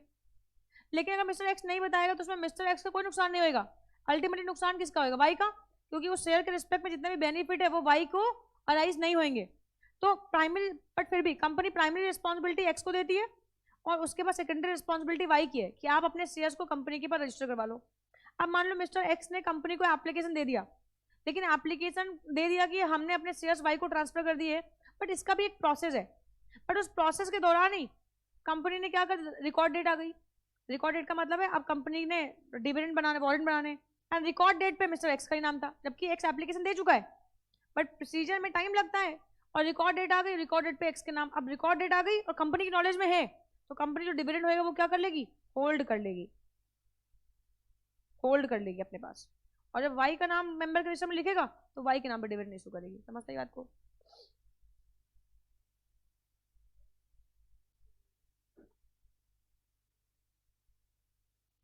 एक्स को डिविडेंड, हाँ ऑफ कोर्स, उसके बाद तो वाई एक्स मांगेगा। Yes, according to section 126, in case of any instrument of transfer of shares has been delivered by shareholder for registration and transfer of such share has not been registered by the company, such company shall take the following step: transfer the dividend in relation to such shares to the unpaid dividend account unless it is authorized by the register holder, and such share in writing to pay such dividend to the transferee specified in the instrument of transfer। ठीक है ना, तो जब वो register करवाएगा तब उसको transfer कर देना, कोई दिक्कत की बात नहीं है। Punishment for failure to distribute dividend, अगर कंपनी ने डिविडेंड डिस्ट्रीब्यूट नहीं किया तो कंपनी को पेनल्टी लगेगी आपको 30 दिन के अंदर, अगर आप नहीं करते हो तो इंटरेस्ट तो लगता है, वो तो इंटरेस्ट है क्योंकि वो अमाउंट आपने रखा है, बट आपने ओवरऑल भी तो किया है, कॉन्ट्रावेंट भी तो किया है आपने, तो उसके लिए पेनल्टी भी लगेगी। 127 contains that time limit for distribution of dividend and punishment for failure to distribute dividend on time, and certain exemptions from punishment are also provided. These provisions are stated. Time limit आपको 30 दिन का मिलेगा, 30 दिन में नहीं किया तो कॉन्ट्रावेंट हो जाएगा आपके साथ। Where a company declares a dividend, it must be paid, or the dividend warrant thereof must be posted within 30 days from the date of declaration of dividend. Posting of dividend warrant within 30 days of absolve the company from the punishment, irrespective of whether it is received by the shareholder or not. ठीक है ना यार? तो ये simply इतना कहना है कि कंपनी ने अगर पोस्ट कर दिया है, चेक भेज दिए, तो वही सिंपल, कंपनी की ऑब्लिगेशन खत्म. अब मेंबर ने नहीं रिसीव किया है तो वो उसकी जिम्मेवारी है यार, है ना. मेरे पास वापस आ गया, मेरी जिम्मेवारी खत्म, तो मेरे ऊपर कोई पेनल्टी नहीं लगने वाली. पनिशमेंट फॉर फेलियर, अगर आपने नहीं किया, 30 दिन के अंदर नहीं किया, या 7 दिन के अंदर आपने अनपेड में नहीं डाला, या फिर फर्दर आपने इसको IPF में नहीं डाला. In case company fails to pay declare dividend और fails to post dividend warrant within 30 days, every director of the company shall be punishable with the imprisonment up to 2 years if he is knowingly or a party of the default, and he shall also be liable to pay a minimum fine ₹1,000 for every day and when with such default continues. ठीक है ना यार. तो आपको imprisonment लग जाएगी 2 year, up to 2 year की है, तो डिपेंड करता है कम कितना देगी, एंड ₹1,000 की पेनल्टी है जब तक डिफॉल्ट कंटिन्यू रहेगा. And the company shall be liable to pay simple interest 18% per annum during the period for which such default continues. तो ये कंपनी के लिए, ये कंपनी को पे करना पड़ेगा सरकार को, और वो 12% जो है वो अकाउंट में पे करना पड़ेगा. दो इंटरेस्ट लग गए. 18% हमेशा ये पेनल्टी वाला हो गया, ये पेनल्टी है, और 12% वो इंटरेस्ट है. वो आपने नहीं दिया तो वो अमाउंट यूटिलाइज किया, उसके लिए 12%. और जब भी पूरे एक्ट में या किसी भी एक्ट में अगर 18% का फाइन लगा रखा है, तो 18% का जो फाइन होता है, ये जो फाइन है ये है हमारे लिए पेनल्टी. 18% का जो इंटरेस्ट है ये हमेशा पेनल्टी होती है.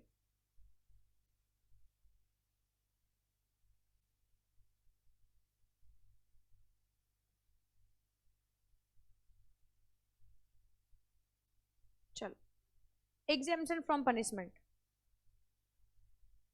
Exemption from punishment under section 127. कब आपको पनिशमेंट नहीं मिलेगी, कब आपको ऊपर ये पेनल्टी नहीं लगने वाली 127 की. Dividend could not be paid by reason of operation of any law. मतलब कोई इन्वेस्टिगेशन या इंक्वायरी बैठ गई, तो लॉ ने कहा, जैसे मान लो पेटीएम ने डिविडेंड अनाउंस कर दिया और रिजर्व बैंक ऑफ इंडिया ने कहा रुको, कोई डिविडेंड नहीं. कहा चल कर रहा है यहाँ पे, हम पहले चेक करेंगे उसके बाद बताएंगे यार डिविडेंड मिलेगा कि नहीं मिलेगा. तो फिर इंक्वायरी बैठ गई, इन्वेस्टिगेशन बैठ गया, तो फिर कहानी खत्म. Share holder give a direction regarding payment of dividend, हमको अभी मत दो डिविडेंड. जैसे हम अपने बैंक को नहीं इंस्ट्रक्ट करते हैं, साहब हमको इंटरेस्ट मत दो. हमारे घर में हमारे बेटे और बहू निकाल लेते हैं, ये पैसा अपने पास ही रखो, इसको एक्यूमुलेट कर दो उसमें. तो वही सिंपल है, आपने इंस्ट्रक्शन दे दिया यार. Shareholder give direction regarding payment of dividend and those direction can not complied with and the same has been communicated to him. ठीक है ना यार. तो अब ये कहना है कि अगर नहीं किया तो कम्युनिकेट कर दो, अगर आपने शेयर होल्डर ने डायरेक्शन दी उसके हिसाब से कर रहे हो तो कोई दिक्कत की बात नहीं है ना. तो अगर शेयर होल्डर ने कहा कि अभी नहीं चाहिए हमें, एक्यूमुलेट कर दो, या जैसे इनके जैसे लोग आ गए कहा कि हमें डिविडेंड ना दो, तो अगर सब शेयर होल्डर कह रहा है हमें डिविडेंड ना दो, तो कंपनी डिविडेंड नहीं देगी यार. समझ रहे? बिल्कुल होता है बेटा, बैंक करती है ऐसा, बिल्कुल होता है, ऑफकोर्स बहुत सारे लोग ऐसा करते हैं यार. FD पे होता है, सेविंग पे भी होता है. मतलब आपने अगर इंस्ट्रक्ट कर दिया ना कि हमारे बैंक से, आपने कहा कि बैंक हमें पहचान लो और हमारे अलावा कोई भी आए पेमेंट मत देना, बैंक नहीं देगी पेमेंट. बैंक अपने कस्टमर को पहचानती है. समझते ही बात को. आप चेक देते हो, हमने चेक दिया, हमने बैंकर को रखा है कि अगर हमारे स्टाफ के ये लोग आए तो खाली चेक बनाना. हमारा कोई क्रेडिटर पहुंचता चेक लेके ना, तो बैंक कहती है मैडम आपका चेक आया है, पेमेंट करें क्या करें. हालांकि बैंक की रिस्पॉन्सिबिलिटी बनती है, बट रिलेशनशिप टर्म. समझते ही बात को.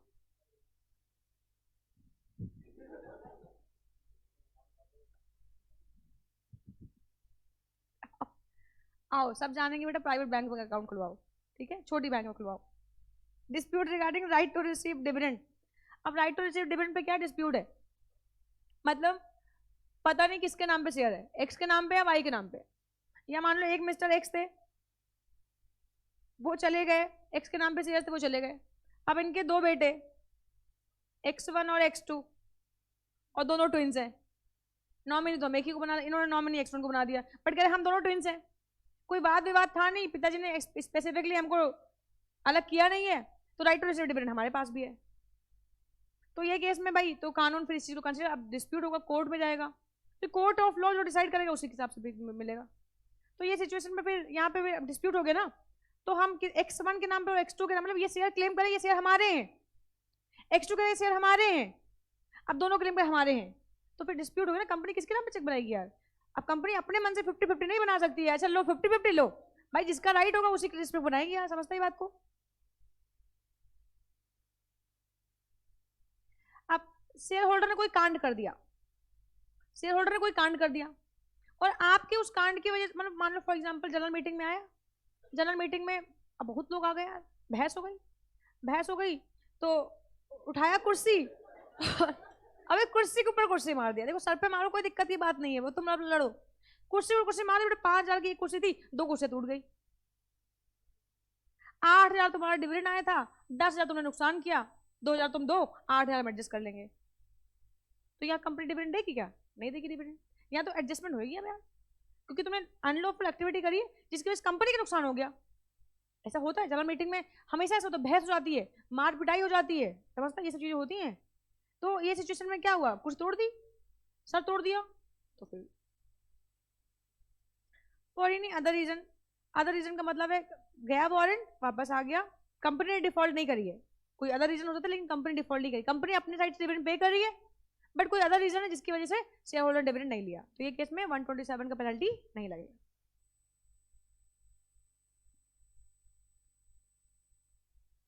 चलो रिवाइज करो, सारा प्रोविजन रिवाइज करो, पूछेगा